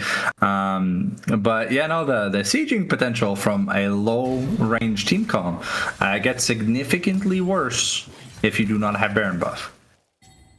To be fair, there's not amazing wave clear here from the side of Mint, so it's really just Yanara in terms of clearing the waves pretty well.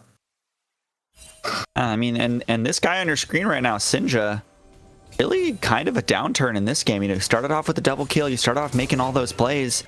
You haven't really seen much since. Does get the recall off barely, but could have been very disastrous there if your Ahri dies as well. Looking for this bot lane tier 2. We'll show them all as setting it up. They want to try and contest this play, but it could just be the Shen who's the victim instead. Here's the Voltbreaker, here's the cease and assist, here's the burst damage, and here is another corpse on the ground for Mint, and another tier 2 will fall. Another one bites the dust. Dun, dun, dun. Exactly. Yeah.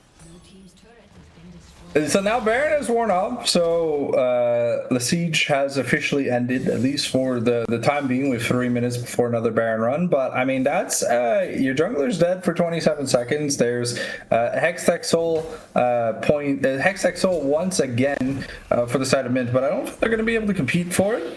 And as the game goes by, you know, this Aurora just gets scarier and scarier. Lucian almost at max build, and you can see how fast he's soloing this dragon. So it's going to go down in like 15 seconds. So yeah, the scaling front to back, the Shen is just super squishy, and he's like, he and Brecky, it feels like they're just never with the team. The big positive about the Shen is, you know, it's a global, right? So you can kind of be twiddling your thumbs in your own jungle. A team fight starts, you give a shield to the important carry, and you get stuff done. But at the end of the day, if you're just gonna get caught out alone, then that global doesn't really have much of a purpose. Yeah. It's really hard for Mint now. I mean, if this was not on my bingo card for this game, that's for sure. I'm glad we're probably going to 3. Yeah, I mean, it's kind of looking that way. What do you think Mint has to do to kind of pull it back now? You're in such a big deficit. It's so hard. I mean, this could be a great way to do it, actually. Oh, Glance just goes down in the side lane. Stand United, not even really necessary there. But that's definitely a good look. What do you think? An insurance policy after the multiple failed solo kills by Syndra recently. So, you know, just, you can never have too much insurance. So that's going to be, I think that was a shutdown. Was it? I believe so. It looked like a 400 gold shutdown or whatever, and it's gonna be that inner turret. So a little bit of momentum restored. We're at a point where gold really doesn't matter. It's about execution. If you get caught, if you get caught or not, that's what really matters. Okay, Prim getting focused. Watch Prim. Yep, here's the culling as well, but actually unable. Culling is canceled. So we'll show them all. Now is holding the front line with Yogi. Prim kind of getting their first good team fight here, but it really just falls short. Without Glance there, Supernova can't really do anything, and Mint can't really do anything because they're so far behind. It's Yunara Flash versus Vi Flash. At the end of the day, I think the Yunara Flash is a lot more important. Yes, Prim is 0-3-1 right now, but this Yunara has the most sustained DPS out of all the members on Mint's roster right now. So when it comes to these like later stage team fights, if the Yunara is unfocused, she's definitely the most dangerous champion on the board. She also has the AD carry is almost having 400 CS apiece at 35 minutes is kind of crazy. About farming up a gathering storm. Yeah, I mean, crazy scaling we're getting here. And honestly, I think both teams have some good elements in the late game, but also some, like, mostly mid-game champions. So I feel like the later we get, it's really going to shift even more kind of towards who we're seeing pop off. And I'm really looking at Sinja and I'm looking at YSL. I think it really has to be on either of their heads for which team is going to win this game. Well, because you're kind of like, at least with this team comp, because you don't really have any actual engage. You're praying that Sinja finds the pick, and then you follow up with the Shen ult on top of the Ahri to keep her safe. Got the Lulu as a backup for both Yunara and Ahri, technically speaking. But that's an unintended Baron. We're doing red buff that gets spotted on a trinket. So yeah, it's just theirs. I don't see what they can do. It's just. Sinja also no TP and was spotted bot lane on the wave, so another Baron goes. We'll have to see if this Baron is as successful as the first one. Maybe we... They're holding in the pit. No cease and desist because of the vision loss. Nice taunt. Here's the Ornhorn. Look at Prim. Look at the damage. Wild Growth keeps the front line alive, but Yogi just gets deleted on the back line. On the other side, Alice does go down. So this could be a good fight for either squad if they're able to keep it going. Icarus is the one losing the frontline battle right now, though, but the flash taunt doesn't connect. YSL, look at this Lucian. The burst damage is pretty, but Sinja just down. You're so predictable when you dash forward. Here's YSL, though. Should just go down to Prim here. We'll show them all trying to look for the Milio. And somehow Mint have done it. They won a fight while they were down and didn't have the Baron. Nice Ultra Mega Fire Kick, though. Pix should be able to just walk that one off. Yeah, that should at least be the inner turret.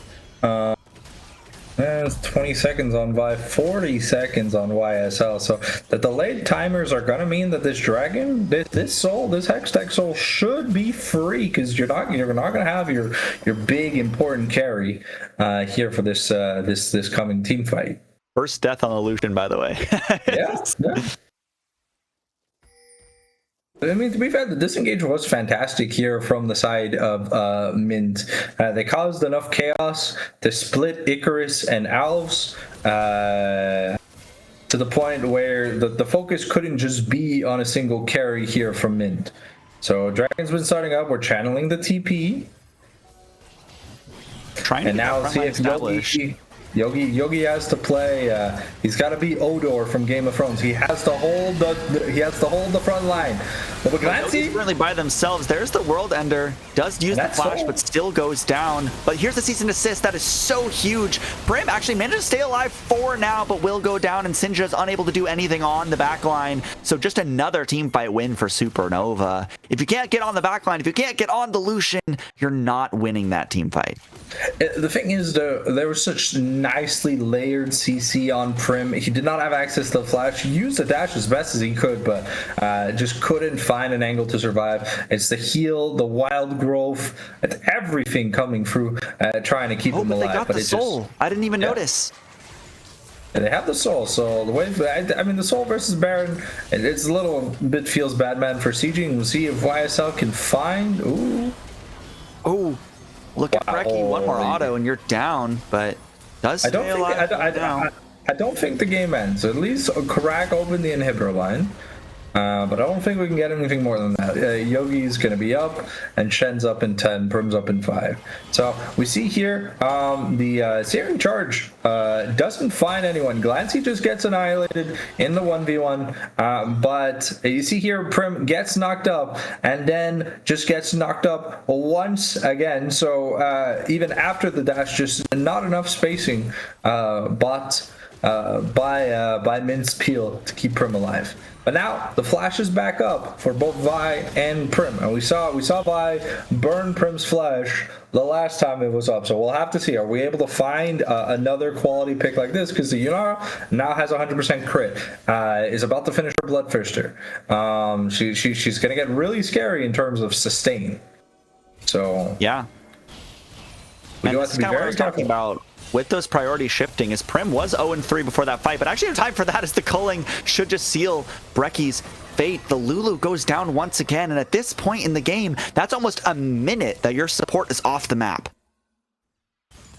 Yeah, though there's nothing to play for, and the waves are, I mean, outside of the mid lane wave, the waves are not really here in that much of the favor here for the side of Supernova, so I don't think anything's going to happen. They're going to deny a little bit of jungle camps, but at the end of the day, it's just a 200 gold Lulu is just going to be chucked in for her weekly pot roast. But I mean, looking at the items here too, it's a Guardian Angel now for YSL. So even if you take them down once, they're coming right back. I mean, it depends on the matter of how he gets caught out, right? Does he get caught out where his team's not near him, or is it after Sinja used his combo to kind of proc it, right? So that's really like the big thing. If he gets caught out alone, then it'll be a problem. But I mean, in a standard team fight where the peel is still alive, he should be able to come back to life and get out of there, especially if his flash is up, which is not currently. So it's a big focus. Ooh. Oh, getting some recalls. I thought I was seeing the Aatrox channel, the TP. Got scared for a second. Yeah, so now it's the story of Soul versus the gold lead. You know, here's the charm over the wall. That's a big chunk onto the Vi. So it's really up to Supernova if they want to still fight this.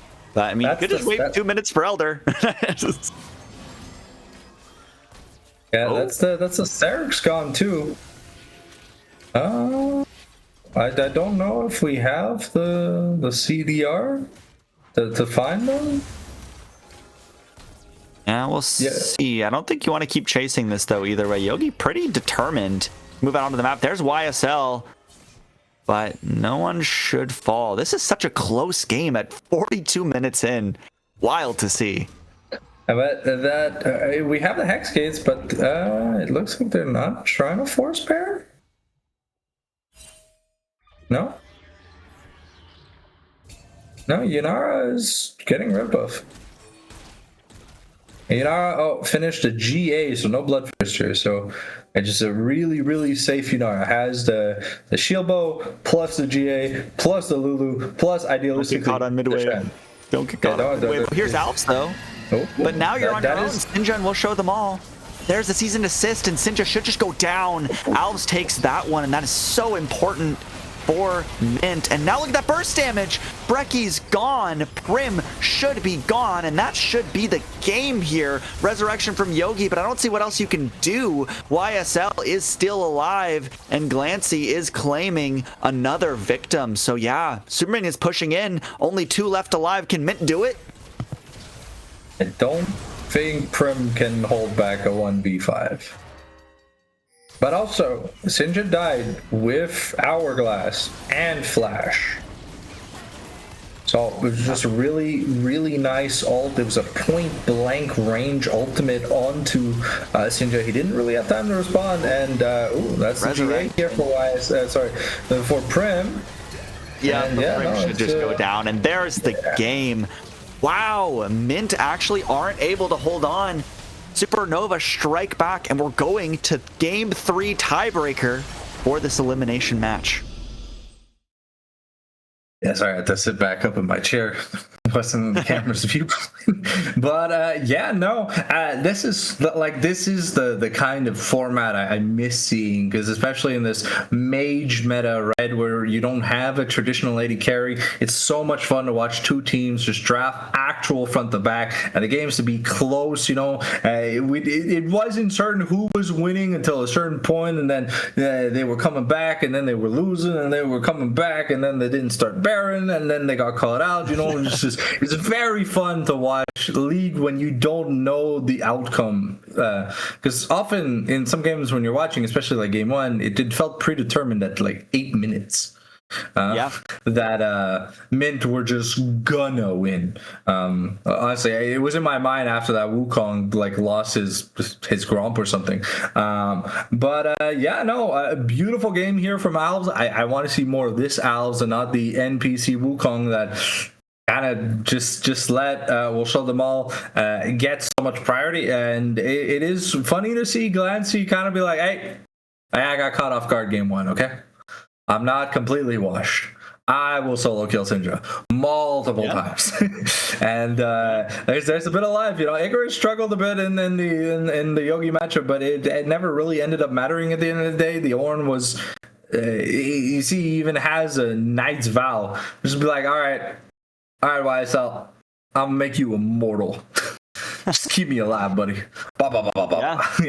So now that we have a lot of these high stakes bot lanes kind of like out of contention, because we had the Sivir Nautilus, the Zeri Lucio Emilio, Yanara, Lulu. I mean, in terms of hyper carries, there's like Smolder and Aphelios and Jinx. But maybe we'll see a bit of a change of how we address the draft. I wonder who's going to be blue side, who's going to be red here for this final game number 3. We'll have to find out in the draft. But I did definitely love this side of Supernova a lot more. It felt like they were playing like they wanted to be in the game instead of just watching themselves lose the game. So I love to see the proactivity. Just how they were playing the game felt totally different. I think this is a lot more of where they were comfortable. The Lucian Milio, like I said, ultra comfort for this team.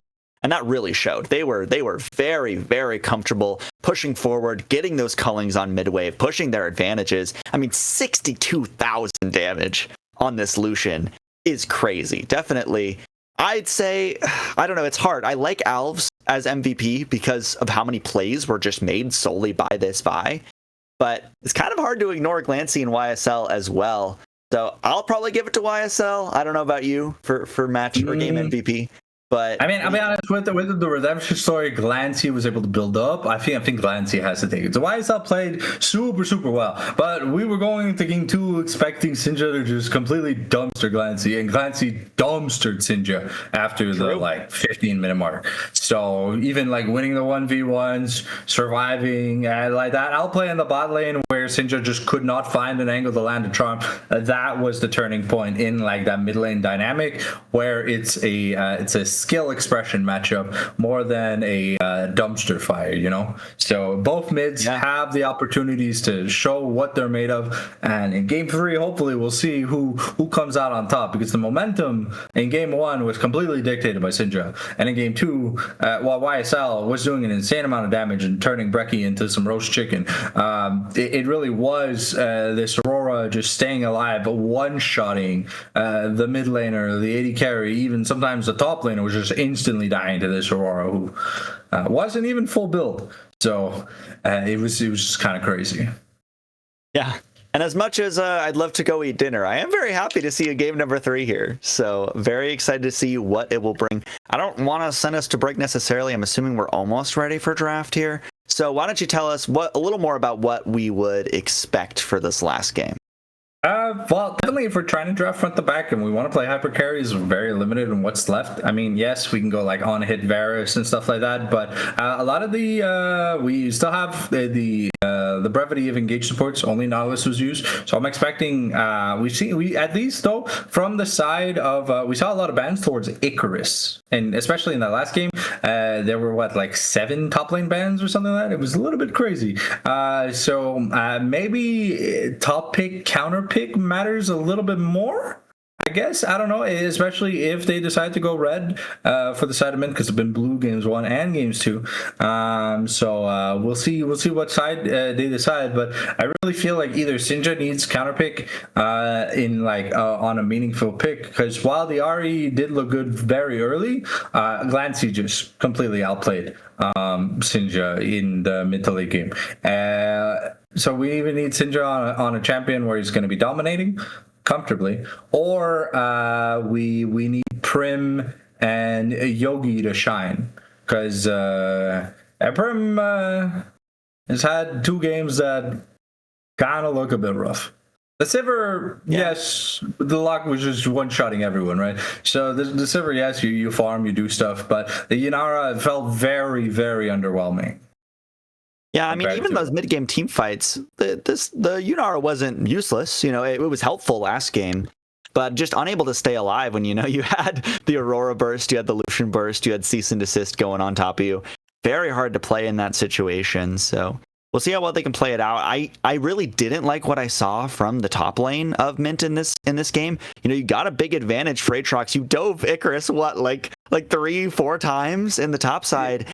But it didn't really matter once you got to the team fights. You know, Warren still had more value. So I'd really like to see, if you do get a lead like that, you got to hold on to it. You got to push it. And we got to see a little something more than this. Especially because, you know, YSL kind of showed that, like, he's the star on the team, and yet we never tried ganking them. Like, we dove the 0-4 Ornn. And here the ban's already a little bit different. We keep the Akali ban, and we'll keep the Lock style assassin away. I mean, there is Echo, but I don't even know anyone who actually likes playing Echo. So, and then we get to see a Trundle and a Henban. So it kind of indicates that we want to play tank top, because they Oh, the Caitlyn Prio pick here for YSL. It's been perma-banned all series long. From the side of Supernova, actually. Oh, no. Oh, no. No, please. There's your favorite. No, not like this. Not like this. Not like this. Not the reverse sweep, baby. Bitch, come on. Okay. Prim, like, this is Prim's redemption game, okay? We're going to see, like, a... Oh, no. Ashe Seraphine, a classic. Come on. Yeah, I would have preferred Ashe Braum, but Braum was wasted in game 1. Yeah, no comment. I'm sorry, I don't like this duo. I'd much rather, if you're playing against Caitlyn, I'd much rather see Mel, right? Because you can immune every headshot, every piltover peacemaker. You can make it so that she doesn't get to play the game as freely as she wants to. Ashe, you know, yeah, and there's a Jarvan. Okay, yeah, I'm sold. I'm sold. Supernova won this draft so far. So unless mid pulls the winner out of their hat, I don't know. I'm not seeing it. Hey, 3 more picks still. 3 more picks. Yeah, there's still 3 more picks. But I do really like the Cassio here. You were talking about that, and I think in the first draft it was when it was banned. But it's been a staple for mid and bot lately in the meta. Just, I mean, insane damage. You know, the movement denial, the mobility denial. Seraphine personally for Mint, but I really want to have to land the arrows. We have to land the arrows. If we don't land the arrows, the champion does nothing. At least we have actual engage here. It is weird to see the Malphite. I'm expecting it to be jungle. Probably. Yeah. Well, because you just go to CER items, right, and you unga the bunga. If you just go top lane, I don't think this is a Jace angle, but like, what if they pick Swain? And what do you do? You're just gonna sit there going, my life's gone. Ruined. Can't even walk up the farm anymore. But I see Morgana ban. Interesting. So trying to eliminate some of the stronger pairings. I'm surprised the Lux not taken off the board. Caitlyn Lux is very big T1 style of pick. And here the Syndra you mentioned that Syndra also plays taken off the board, trying to remove the comfort out of that mid lane. They know we're cooking. And honestly, Mel against Seraphine, it's just not even fun to play Seraphine because you're just gonna get encored the entire game. Yeah, and maybe send it back. Maybe they just go like the Vel'Koz here. Like, Sin just played it a couple times, but in my mind, then you just have like too much range. Like, I'd rather they play something with a little bit more, like, you know, something similar to Locke. But I don't know, with how Sinja was performing last game. Oh, Vel'Koz taken out anyways. But we'll see what Sinja wants to go for here. Assuming it is Cassio mid, you know, you have the counter pick. You have your choice here. The answer here is Talia or Anivia. Oh, or Zed. Okay, I'm down to see this champion. I love seeing it. The way people freestyle on this champion. The skill expression not as amazing as Locke's, but it is as iconic as it is the name Faker got his title from when he solo killed the unkillable Demon King. When he solo killed Ryu in Game 5 of Season 3 World Semifinals, when H2K lost to T1. Ooh, Zyra. I mean, Zyra's okay. It's good. Like, Malphite wants to go in to, like, layer the Encore, right? So if Malphite ults, you ult yourself, and then Malphite lands, and then he gets knocked up and dies. So it's also a good pairing. Good damage, technically speaking. I think you go, like, Leandri's Rylai's and your full build. I'm not too sure. I haven't seen much Zyra support in a long time. And I'm still wondering where this Malphite is going. I would really like it in the jungle because I feel like top lane, especially like against a Gnar, like what are you supposed to do? I mean, you're gonna go AP Malphite and then you have no front line. It was just like we go Yasuo here, broken blade counter, obviously. You know, Yasuo top lane. I mean, to be fair though, the thing is Cassiopeia really puts a dent in the plans here because you cannot sweeping blade through the miasma. You get stuck in place if you try to do so.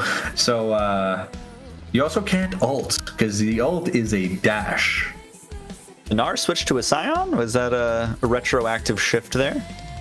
I mean, to be fair, I like Scion a little bit more because you kind of needed someone to take the damage. Yeah, obviously the Ambessa is the answer.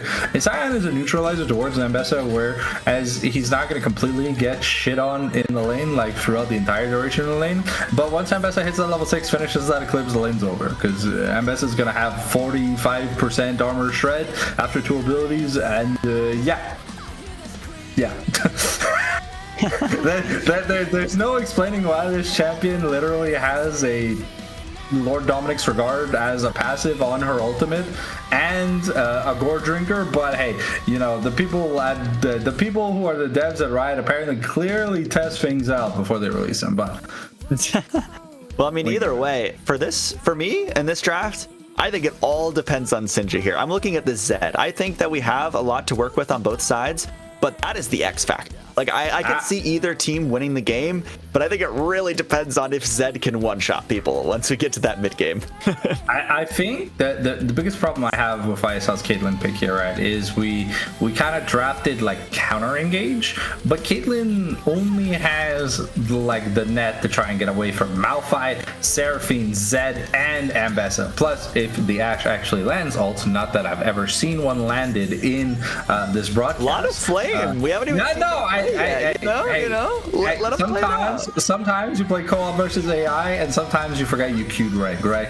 So I want to see the redemption story for all the Ashes that wasted my, let's say, vision score on arrows that never did anything. Because we've seen too many of them miss. Like these Ashe ults that need to land because it's been a lot. If Malphite is behind, he will not be able to unga bunga unstoppable force, right?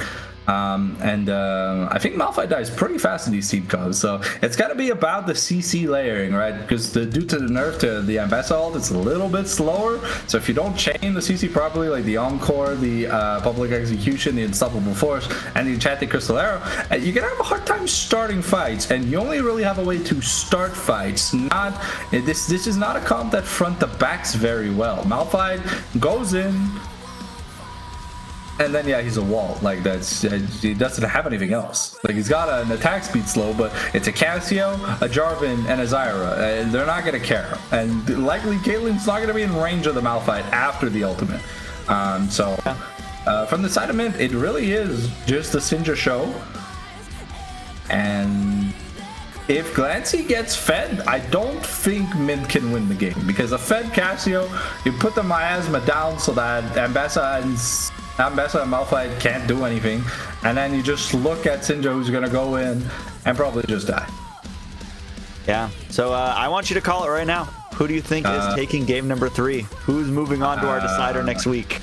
I'm gonna have to go. I have to go with Supernova. Okay. You don't trust Sinja. That's what I'm hearing. No, it's just the late game scaling here from the side of Supernova is just so much better. Plus, QSS kind of makes Zed a non-factor. That's you can true. just cleanse the entirety of the Death Mark. Unless you're Faker. We'll see. Yeah. Hey, maybe he's got that unkillable Demon King in the loading, that title in the loading screen. Who knows? Let's see if that's the case. Are we ready to go in yet? I'm kind of out of here. Well, we got to do our dragons, and then right. Go. So what do you think? Last game. I want a Cloud Soul. The champions here care about their ultimates so much. I mean, at least from the side of mid, Cloud Soul is game winning. For Supernova, I think they'd probably want something like an Infernal. Just kill them, call it a day, and hang up. You know what I'm saying? Yeah. I'm gonna go with Cloud though. I'm gonna go with Cloud. Okay. Okay. I see the two meatballs. I'm gonna go Mountain. Also Malphite is a mountain, so why not? But that'll do it for my. He's like a piece of a side of like a hill. Okay, Skarner is actually the size of Mount Everest. Malphite is literally just the size of a Honda Civic. Like he's not that big. Okay. Skarner's the size of my apartment complex. Well, either way, we will see you on the Rift to see who gets eliminated and who gets to move on for one last chance to get to playoffs. We'll see you on the other side of the break.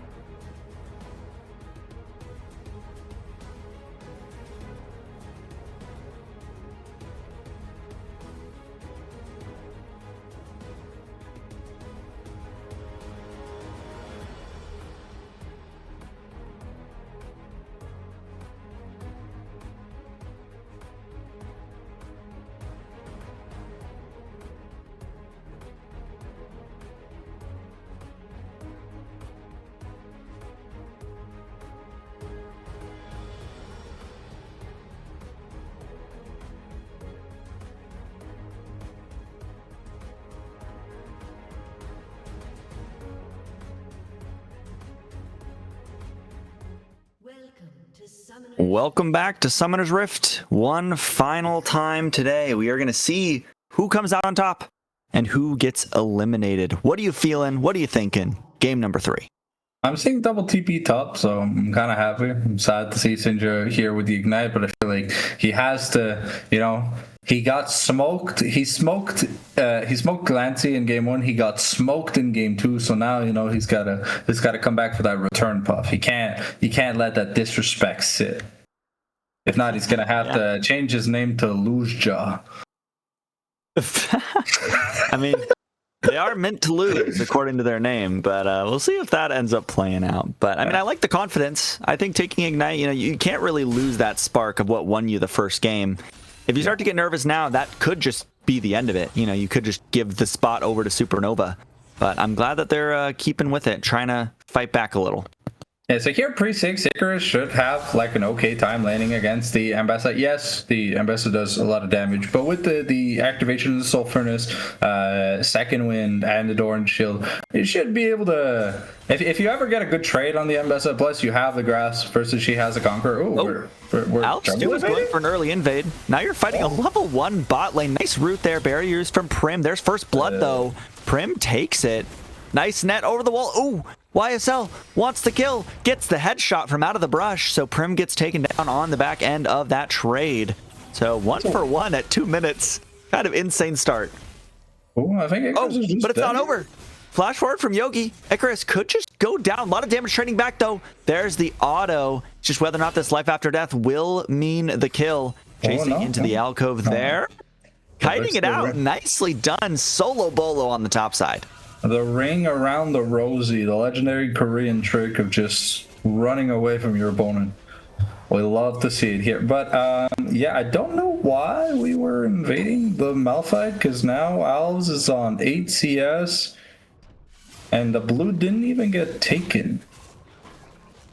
So now we're just behind in the jungle. And Malphite buys the relatively cheap items. So he's really happy about that. It is a flash advantage here for Icarus in the top lane. So we'll have to see what he can get done with that. But yeah, I'm more interested in seeing what exactly the build for this Malphite is going to be, because PTA can sometimes mean shenanigans. Oh, is it a little bit of a duel? Yeah. When that comes back up, it could be really good. Icarus could just go down here once again, waiting for more spells. More damage. Icarus gets the shield. There's the flash advantage we're talking about. Keeps Icarus alive for now. But wow, this game is so hyperactive right off the bat. Yeah, I mean, that early kill, though, for Prim, that first blood, means that he did get to pick up a call. So it means he'll have a bit of a later cash out. But yeah, we'll show them all. Malphite is... ooh. And that was a camp steal too. Yogi gets the level up, gets the second solo kill. Will it get traded back, though? It will. Icarus does get one back with that passive. But yeah, such an aggressive early game. We have 5 kills in 4 minutes. Yeah, I think though that second kill, not really worth it for Yogi. The wave's not in a great place for him. Yes. Oh, and he's not going Eclipse. He's going Cyclo Sword. If you don't go Eclipse, you don't get the rotations of that shield that make the trading so oppressive, because it's a 6-second cooldown, and it's it's an AP Malphite. Hopefully it's Malignance into tank, because we kind of do need someone who wants to take damage, because Cassio already up almost 3 waves on Syndra due to that the level 2 altercation in the jungle. And yeah, once Cassio gets a lead, it's really hard to get to gain the ground back. I mean, I don't know, maybe Yogi's just going for an early serrated Dirk into something like an Eclipse, but that's a pretty big detour. You're really banking on getting those early kills then. And we've seen basically no attention topside. Not that Malphite is an early ganker, but maybe we'll see more action. We saw some counter jungling. Malphite just walked up and almost solo killed almost solo kill the Elves. But yeah, if it's Malignance into tank, I really don't mind. But if it's full on AP, then I have a problem. But Oh, here's the level I guess, 6s. Yeah, okay. There's nice unstoppable with public execution, but now it's a health bar diff. We'll see. Yogi just decides to disengage. Oh, yeah, but now here's going back in. Have more spells, but Q3 went wide. Look at this. Does shield come back up in time? That's a question. Here's Alves, though, so either way, it might just be over. Icarus gets the kill there and evens up on the top side. Yeah, it's a 20 CS difference already. Oh, Tick's looking for a cheeky Dragon Steel. Does he have vision? Thought he had vision in the pit. No, okay, it was just blind. Actually, about a 300 gold lead in the top side, too. Even though the kills are even, that CS discrepancy is real. So kind of a weird spot when the early game was so volatile. But here's the root actually coming up into the trap is so good. Prim has the barrier. There's the flash heal from Brecci to keep the AD carry alive. But definitely a rough spot to be in for the Ashe. That is the barrier. Back up. Here's the level 6 Malphite. There's the flash unstoppable force onto YSL, and it will be taken up by Prim. The play didn't start great for the Ashe, but it sure as hell ended great.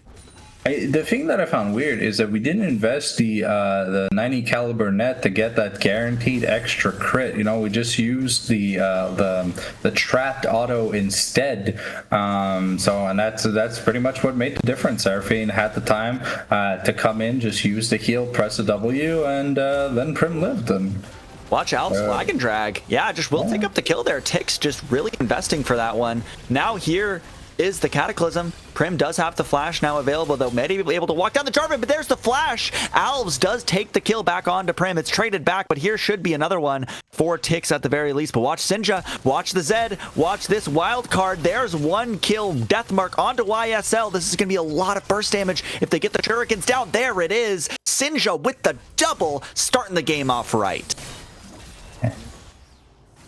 Yeah, I mean, it's a good job by Sinja recognizing that he's got damage. Flash forward onto the Scion. Such a volatile top side. It will be taken by Yogi. Do you get run down, though? Into the brush. Slow is there. Yogi walks it off. Is that a boots diff? Just like a boots 1 diff? No. Oh, wow. Okay, Scion had boots 2 there. Maybe he had boots 1. I don't know. But, yeah, oh, we're going Dusk and Dawn Malphite. Okay, yeah. So this is the double W build that we've seen some people hype up, like Perry Jungle on Twitter. So here we see, well, you know, Malphite just running out of steam, and the fact that Malphite lives is what made it a good play here for Mint. Sinja does get the double kill, but the fact that YSL invests the flash and gets nothing for it, that is just the big shocker. And maybe we're going Serpent's Fang first item on Invest, because it does build out of Serrated plus Pickaxe. Well, I mean, what are you talking about? Scion, Jarvan, Cassio? I guess. Yeah. Because that's the Seraphs that we're building. Just gonna have a lot of Aegis. I still feel like Eclipse on paper is just a lot more damage. But yeah, with the priority focus now being, they learned their lesson of, oh, we never ganked YSL to, okay, we're only ganking YSL. Yeah. I have not seen the Ashe Arrow yet, so I can't talk my shit just yet. See how it goes. But Yogi back up here just starts fighting immediately. Once again, anti-heal is going to make a little bit harder for the Ambessa. Because Ambessa needs to auto-attack to regain the energy spent. That's what her passive is. So we'll see if they keep the brawling up. I think Yogi does just have an advantage here. Now you have lethality to ignore at least some of that armor. You have better extended fight power with the Conqueror. But we've seen the top lane be very close every time they've scrapped. I expect nothing less. Yeah, no, but also the Scion's still about 30 CS ahead, even though he's down a kill. If I'm Scion, I'm really comfortable. Oh, Death Mark from the Ash Arrow, I believe. That was a stun from downtown, but on the bot side, Brecci is the next victim. I don't know. It looks like Glancy did just walk that one off. So we did see the first Ash Arrow connect, and we didn't see it, but here's the Unstoppable Force actually used. Sorry, Onslaught. But Yogi will be the one claiming that kill. Now here's the Unstoppable Force onto YSL. No flash from trying to kill. We showed them all earlier on. Double root means Tix should walk it off. But wow, that was a lot of action. Yeah, no, that Ash Arrow landing in the mid lane.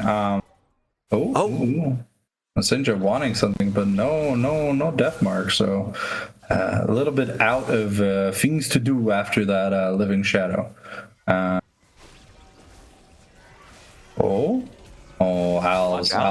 sees Sinja. Oh, this could be bad. Flag and drag. Oh, well, never mind. He's dead. I got caught. Just kidding. But Alice kind of wants to keep it going. Prim has no flash here, so catches in the Cataclysm. There's the flash route over the wall, ace in the hole over the top. And through the barrier. Through the barrier too. So. Very, very nice. Yeah, another kill over to Supernova, but they're still down on the board overall. Yeah, but the momentum here for this Caitlyn, I feel like it's really gonna be did we kill Caitlyn?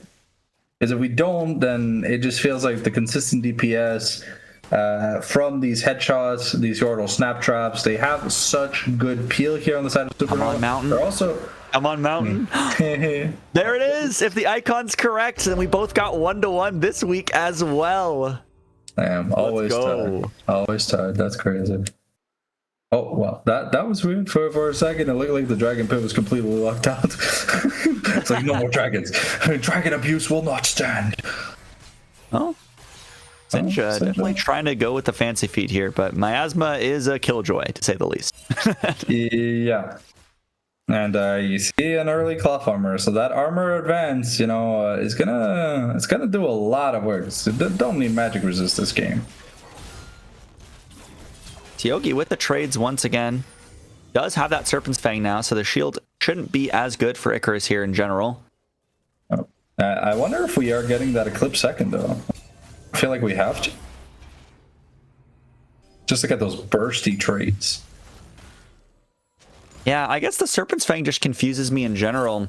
Because I feel like Yogi's job in the mid game will be to just get onto the backline, be able to kill YSL and Tix. But actually, here's Unstoppable Force in the bot side. Ash Arrow is flash, but I'd still call that a good one, as there is the Encore used through 3. Brecci trying to get away. There's the Cataclysm to claim the kill. Now it's all about Prim and Tix. See if they can put more damage into it. Flag and Draft will keep Alves safe.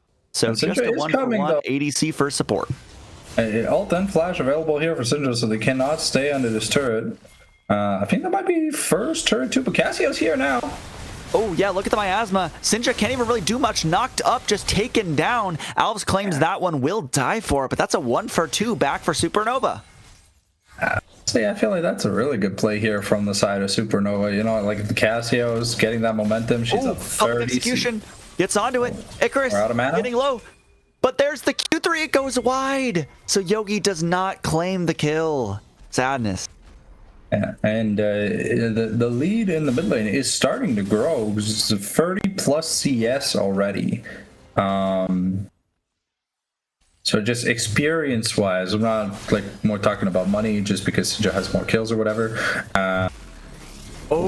Unstoppable Onslaught. Icarus does not get the Q over the wall, but here's Tix. But Yogi just walks it off. Yeah. I wonder when YSL is going to pay the Z tax, because you really want the QSS to kind of just turn off that pop damage from the death mark, because that's what cleansing does. It removes the after effects skill from the Z ultimate, not the initial burst. So I wonder when we're going to be building either the Mikaels from the side of Zyra. I think she's the only one who can build it. To the QSS. Ooh, okay. No flash, no ultimate on Icarus. But here's the Unstoppable Force onto YSL. Once again, we show them all, picks up the kill. Alves can't even do anything on the back foot, and the Stranglethorns are useless, to say the least. Yeah, that's the double W build coming out of Malphite. So essentially, the Dusk and Dawn will double on hit procs through Spellblade, and the on hit here that Malphite has is when he presses. Don't want to say. Yeah, you just get like a double cleave proc, and it scales with armor. So Malphite can go this Dusk and Dawn into like full tank build and not really get punished for it, because Dusk and Dawn gives an insane amount of CDR. So still, yeah, Thunderclap. Still an insane amount of good stats that Malphite wants to use across the board. Attack speed a little bit redundant, but I mean, Malphite clapping those cheeks a little bit faster, you know, which is kind of funny. Yeah, as we see Syndra trying to match up in the side lane here, but it's definitely hard to get a solo kill onto the Cassio of all people. Top side as active as ever, but talk to me about what you're expecting for this mid game. Is actually Deathmark connects, but still no solo kill. So what should we expect for the next few minutes? I mean, Syndra is going to keep trying to make assassination attempts in the 1v1 against whoever he's laning. Yogi is at the point where Ambassador's just a better champion than Sion right now. So you see the CS lead is coming back. Caitlyn's job is to try and rotate to take turrets, but with the wave clear that Prim and Brecky have, it's going to be a little bit hard to get a wave prio. I think whenever Alves sees an opportunity to Cataclysm a flashless immobile carry, he should. Because it's more often than not, it's going to be it's almost a guaranteed kill. These dragons are going to be pretty important, right? Because it's all about that burst, right? There's no consistent front to back. And Yogi has to try and get out here. Does have the flash. This should be. I think he's fine. Icarus doesn't have all. Still have, yeah. Nice, yeah. And Dragon Pride though, first Mountain Dragon. We're gonna make YSL, Clancy, and Alice a bit more tanky. You know, just a single armor item with a Mountain Dragon actually just goes a long way, especially if you get multiple, right? So the Scion, who doesn't ever have to really bother with magic damage, it's in Malphite, but Malphite's magic damage is not enough to break the Soul Furnace at this point in the game. Ooh. Oh, there it is. Public execution. Into the Unstoppable Force is a ton of burst damage, but it's just about whether Yogi can survive. Nice flash to dodge that knock up. Icarus flashes, trying to walk away, trying to buy time for Alves here. Alves catches Yogi in the Cataclysm, but the heal is too much. Look at Yogi. Yogi just survived. We'll show them all trying to go after Icarus. Will be able to claim that kill, but look on the end. Now there's reinforcements for Supernova as well. There's the Ash Arrow coming in clutch once again, and there's Mint's Jungler just popping off again in game number 3. Yeah, this J4 Zyra J4 Zyra not necessarily known for the most bursty like combos. So the Strangleforms comes down, but it's just not enough at the end of the day. And we get the Herald, the double charge, team fight win. Oh, this could be the solo kill we were looking for. Deathmark comes out. That's a lot of burst damage. Goes back. There it is. Sinja claims the solo kill. Gets revenge for game number 2. Yeah, and this gold lead is starting to be a little bit troublesome, but we'll have to see if it does translate into objectives. Because right now, the Malphite, who, you know, is fed... Oh, you even saw them! You had the ward, YSL! And still gets caught by the Unstoppable Onslaught. Actually doesn't go down, so we show them all. Does overextend, will go down, shut down, going over to Tix. Probably not where you least the mountain dies. I mean, there's nothing really to take on the map here, but you're kind of seeing the flaw in this Malphite, right? That he's basically engaging alone. So if he doesn't instantly kill someone when he goes in, he kind of runs out of gas. And you see now he's got the Bandle Pipes to, you know, give himself a little bit more of that clapping action when he does CC someone. But oh, never mind. Yeah, okay, we're going Abyssal Mask. Yeah, okay. Interesting choice. We're buffing Seraphine's magic damage as well as our own. Yeah, I don't think Syndra should not be able to kill Icarus here. I think Icarus... Oh, Icarus might be in trouble. Sorry, Syndra might be in trouble. Oh, Syndra's in trouble. Deathmark to stay alive a little longer. We'll see. Does make some distance. Ace in the hole is going to connect no matter what. So nice flash, though. Actually dodges the knock-up from the Oh, and we are teleporting Yogi in. Oh, there's the Astro, still connects into the unstoppable force. And Prim heard what you said and took it very personally. I hope so. I'm glad. He's proving me wrong. He's the one Ashe player in our league that is allowed to log the champion in. Got the Ashe pass. Yeah. So yeah, I think here from the side, at least, from the side of Supernova, you kind of want to try to find an environment where this Caitlyn can be a little bit safer, because you know the Malphite is just going to be ulting the Caitlyn on repeat. It's prime target number one, and because the Cassio is a little bit tanky to get ulted. Once that Seraph gets finished, I think even Sidge is going to have trouble finding execution points. Ooh, Definitely. Okay, Yogi Same doing story some good for the damage. top laners now in the bot side. There's lots of dueling. So we get to see them a lot with our camera. Sion's still getting access to that farm, building up that HP pool. You know, it's really just Ambessa that can easily deal with him, because Ashe would just die trying to kill him because the Bramble recoil would be too much. Yogi just stealing a buff here. There's no way this goes. Okay. Oh yeah, Smite does claim it. Rooting Yogi. Yeah, I was gonna be like, there's no way Yogi just gets to steal a random red buff. That would have been too much aura points. Indeed, as next dragon up in 30 seconds would be soul point for Supernova if they're able to claim it, but definitely are in a pretty severe deficit at the moment, so it will be a challenge. I feel like the most of the money though is on this Malphite. Oh. Another Ashe arrow into the unstoppable force. Poor YSL, but look, they have reinforcements this time. Breckias, the flash will go down anyways. Prim now stuck in the Cataclysm, stuck in the walls with the Jarvan is not where you want to be, Miasma, and the rest of the damage will come down with Decimating Smash. Prim goes down, we'll show them all. 1 versus 3, not doing well. Yogi shows up too little, too late, and it's actually Supernova who win that fight. Very, very clean fight here. You see the power of this Cassio. The combo here from Mind is you have to go in, get the kill. It has to be clean. And then you have to get out, because there is no... Yeah, they are trying to actually look for the contest here, as Sinja is the one to watch with that main burst damage. Alv's too low to be in the pit right now, so just slowly whittling down the dragon. Icarus trying to hold down the front line. Sinja hasn't done It's a blue buff Cassio, so we are fine. Yeah, we'll see. Now in the pit, here comes Alves. I think you just have to drop this contest. Brecci now here to back up the team, but yeah, Dragon just goes over. That's soul point for Supernova. Yeah, I was gonna be like, you can't AFK recall there. That's very dangerous. Oh, Malphite here once again in mid lane. We're probably looking for another arrow. Yeah, I think the arrow just came back up, so could look for a play on the next rotation, but YSL likely will have the flash by then. Yeah. I wonder when YSL is gonna, if YSL is gonna build the Mortal Shield Bow.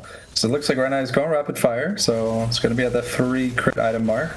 But we're looking at a nice speed drop though. Cataclysm range. Yeah, nice kiting. And nothing was really burned. I mean, Mint walks away with like 2 turret plates, so I think they're going to be happy here.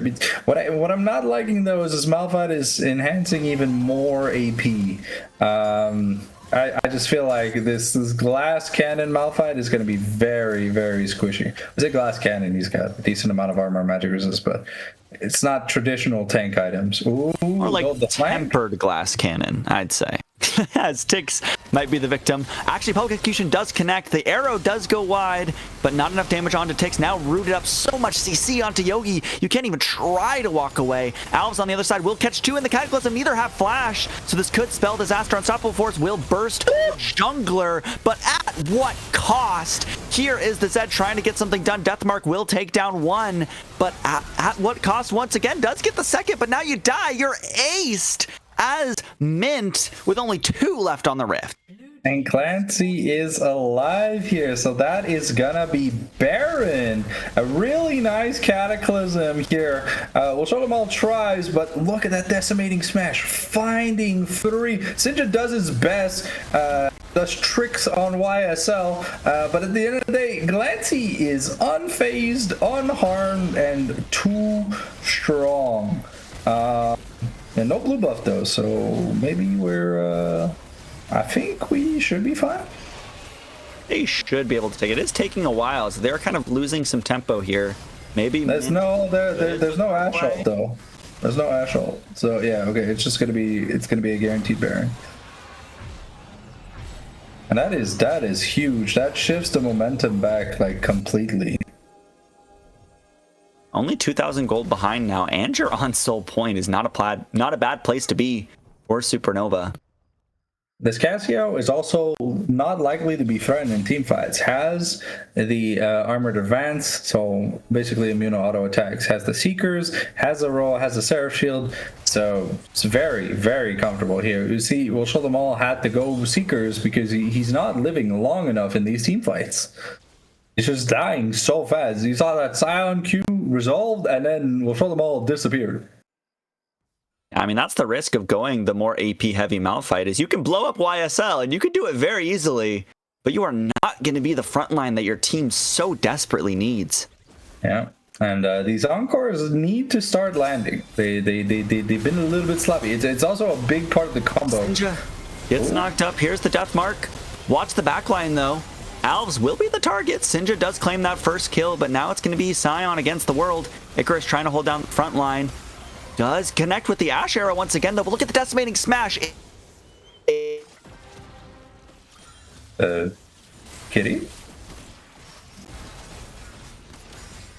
Kitty? Hello?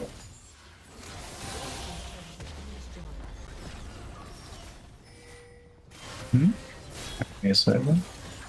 Kitty? You there? Is it me?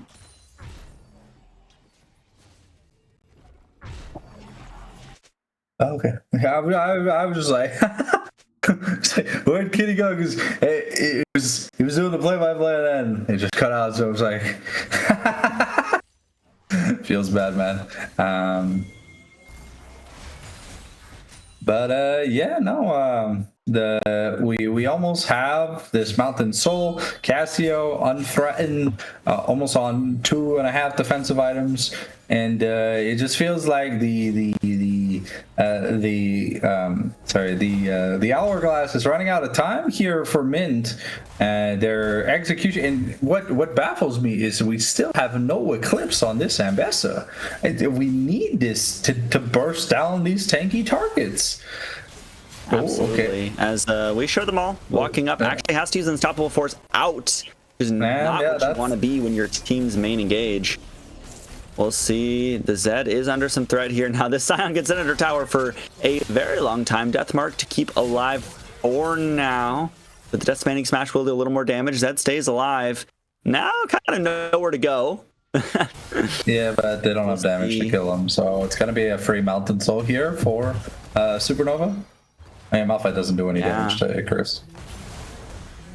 Absolutely not. I mean, Yogi's putting in some good work on the top side, but you can't really put enough pressure to make anything worth it. So yeah, just Mountain Soul over for free. I got a couple of plates, so...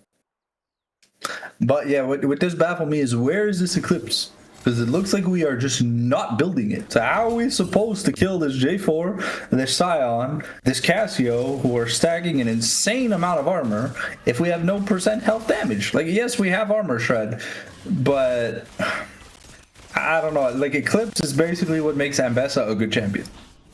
Also, the fact that she has like 150,000 more things that makes her broken, but like the Eclipse is just so broken on this champion. I don't understand the Serpent's Fang. I do understand the Black Cleaver, but like I feel it looks now that we're going towards the Death Stand, so it means we're just never building this item. So I think Icarus is fine to just sit there. He's got Mountain Soul. Okay, another Ash Arrow lands. There's another Ash Arrow, though. Unstoppable Force. That's a lot invested for the Scion, though. Unstoppable Onslaught does not get execution, though. Coming out onto the back line. See if Yogi can do anything, though. Now on the retreat. YSL showing up, and now those headshots definitely do a lot of damage. So kill over to the AD carry of Supernova. and Mint tried to go for something, and it was definitely not very successful. And yeah, we're just in the Cataclysm, this Malphite forcing the flash out. And that's a huge tool for the Malphite, you know? Because without that flash, you don't get that woohoo surprise on the Caitlyn anymore. And even then, you know, assuming we get like a GA or something here for Caitlyn after this LDR, there's not really going to be a proper target besides Zyra. Asinja is pushing. We got a tier 2. But he lost to tier 2. So ends up being a positive trade here for Supernova because they just pick up an extra turret on top of that. They do kill the ambassador. They're doing well. Pressure, but they're just not finding what they need. They're not finding those picks. They're not finding the explosive team fights where they one-shot the carries. So it is just looking more and more dire, despite having a gold lead. Actually, they're almost 2,000 gold ahead, but it just doesn't mean that much right now. They've run out of steam. It's Steamboat Willie. Here comes the arrow, but this time it did not have a work visa, so it clearly missed. But we see even Sinja opting for like the Sorelias because he needs. Oh, Glancy could be in trouble. Yeah, Unstoppable Force onto the Cassiopeia. That would be very, very crucial. Do get the shutdowns now. 5-4 fight. There's the public execution onto the backline, but now you don't have any other engage besides the Encore. Encore goes wide. Yogi has no follow-up onto the backline here. But if you have an extra member, it is pretty good. Resurrection onto the backline. Yogi goes in once again, but it's enough damage to get taken down. They do get the J4. They take down Alves on the Resurrection. YSL stays alive, but has to use both summoner spells. And Mint actually find an angle to strike back a little bit. That kind of froze for me, but I mean, with Icarus being this tanky, I don't know if they can push through. Maybe they can chip a couple of plays, but don't have Baron, so it looks like they're going for it. Without the enemy jungler, it's a clear take, but you see, it's kind of a slow take. They do good damage, but I mean, here I think Glancy just had a brain fart. I think he thought he was safe because he had a pink ward, but that pink ward doesn't display where people are using oracles over the wall to see you. So it's a really good call by. We'll show them all to just find the angle of attack. And yeah, this Cassio is the problem in the matchup. You know, YSL does a lot of crit damage because you don't Caitlyn and stuff, right? But if this Cassio goes unchecked in a team fight, there's just no winning. So you do have to prioritize at least the initial burst on just forcing the hourglass, killing the Cassio, and it's just going to get harder and harder. Ooh. Now we'll show them all could be in trouble. Oh yeah, there's Alves. Does get the flag and drag. Cataclysm forcing the flash out of Prim there. But look at the damage. Prim just takes down Alice before the fight even really gets going. There's another great arrow on Unstoppable Onslaught onto the backline, but no Ambessa for any follow-up right now. Encore is pretty good. They get the double kill. They take down YSL. Both carries are effectively useless here. Mint are fighting their way back into this tooth and nail. Triple kill for Prim. They might be able to just run it down mid. Yeah, okay, well. Yeah, it's good team fighting, but yeah, here we see Alves going in very early, just dies. YSL does dodge the Eclipse, but it's just not enough. Prim flashing forward to get that auto attack, and Glancy he's just not throwing spells out. It does take the Malphite out at the end of the day, but yeah, no, this is just gonna be the end of the game. So I mean, congrats to Mint, just the better execution at the end of the day, and honestly, Prim officially has his Ash license. That will just be the end of this series. Mint just win one team fight and take it at the very end. A very anticlimactic way for Glancy to kind of smurf game 3 and then just, I don't know, like AFK 2 team fights in a row, you know? So it's just it happens, but hey, hopefully the next season we see them. Hopefully they'll be in better shape. Tune in next week though to see Deathmark Esports versus Mintalooz fight for the qualifying playoff spot that's remaining. Yeah, super exciting match. must hate me tonight because I keep getting out of the biggest moments too. Oh yeah, but yeah, you are very, too deep very to it in the middle of the exciting cast. It was a bit crazy, but yeah, no, the exciting game 3, just very anticlimactic ending. It's like watching the Titanic, but like in the harbor, there's just an iceberg, like right next to the boat, and bam, the ship crashes before it even takes off. I was All right, expecting well, do you have a player of the match and a player of the series? I'll be honest. I think we'll show them all. Definitely had like the MVP for this game. Osinja looked good, and I want to give it to Prim because he landed like basically 99% of his Ash arrows, higher than all the other Ashes combined. I really think that these Malphite engages were just like towards the later stages of the game and in the early, it was just what allowed them to catapult. And in terms for player of the series, is the game of Mordekaiser. It looked so clean, it looked so good. It never really was bothered against Alves. Game 2, it happens, like it's Vi, right? Like Vi gonna see your 80 carry, she gonna ult your 80 carry. What are you gonna do about it? There's nothing you can do about it, So I think for player of the series, honestly, as much as I want to give it to Sidra, I'm gonna have to give it to We'll Show Them All because Sidra, had a good game, but game 2 was definitely a glaring issue, and Prim didn't have good games 1 and 2, so I'm gonna have to give it to We'll Show Them All. No, I definitely agree. I think We'll Show Them All was the most consistent. Definitely had a lot of effort towards pushing their way to victory in the 2 that they did end up winning. So very excited. I don't know if we're going to watch the elimination game next week at that decider, but if we do, very excited to see this team again. And I hope that either way we can see them again in playoffs if we don't see them next week. Exactly. Yeah. I love seeing very brawly, messy team fighting teams that play 80 carries. Do you play mages? But yes. I'm honestly not interested in casting, but I will if I have to. But if I can cast teams that play 80 carry bot lane, I want to cast that. It's like low key. I mean, all 6 80 carries today. Yeah. We made bot lane great again. We closed the mage border. We said no more. No bell, no zig, no nothing. Everything gets banned. Yep, just normal 80 carries. That's what I like to see. Standard. But either way, thank you very much for casting with me tonight. Thank you guys for watching this beautiful match. Thank you, Macros, for producing with us in the background.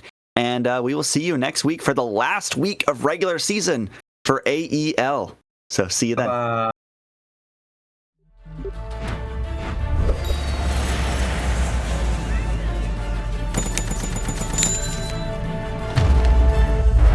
Bro, just use Zen Market.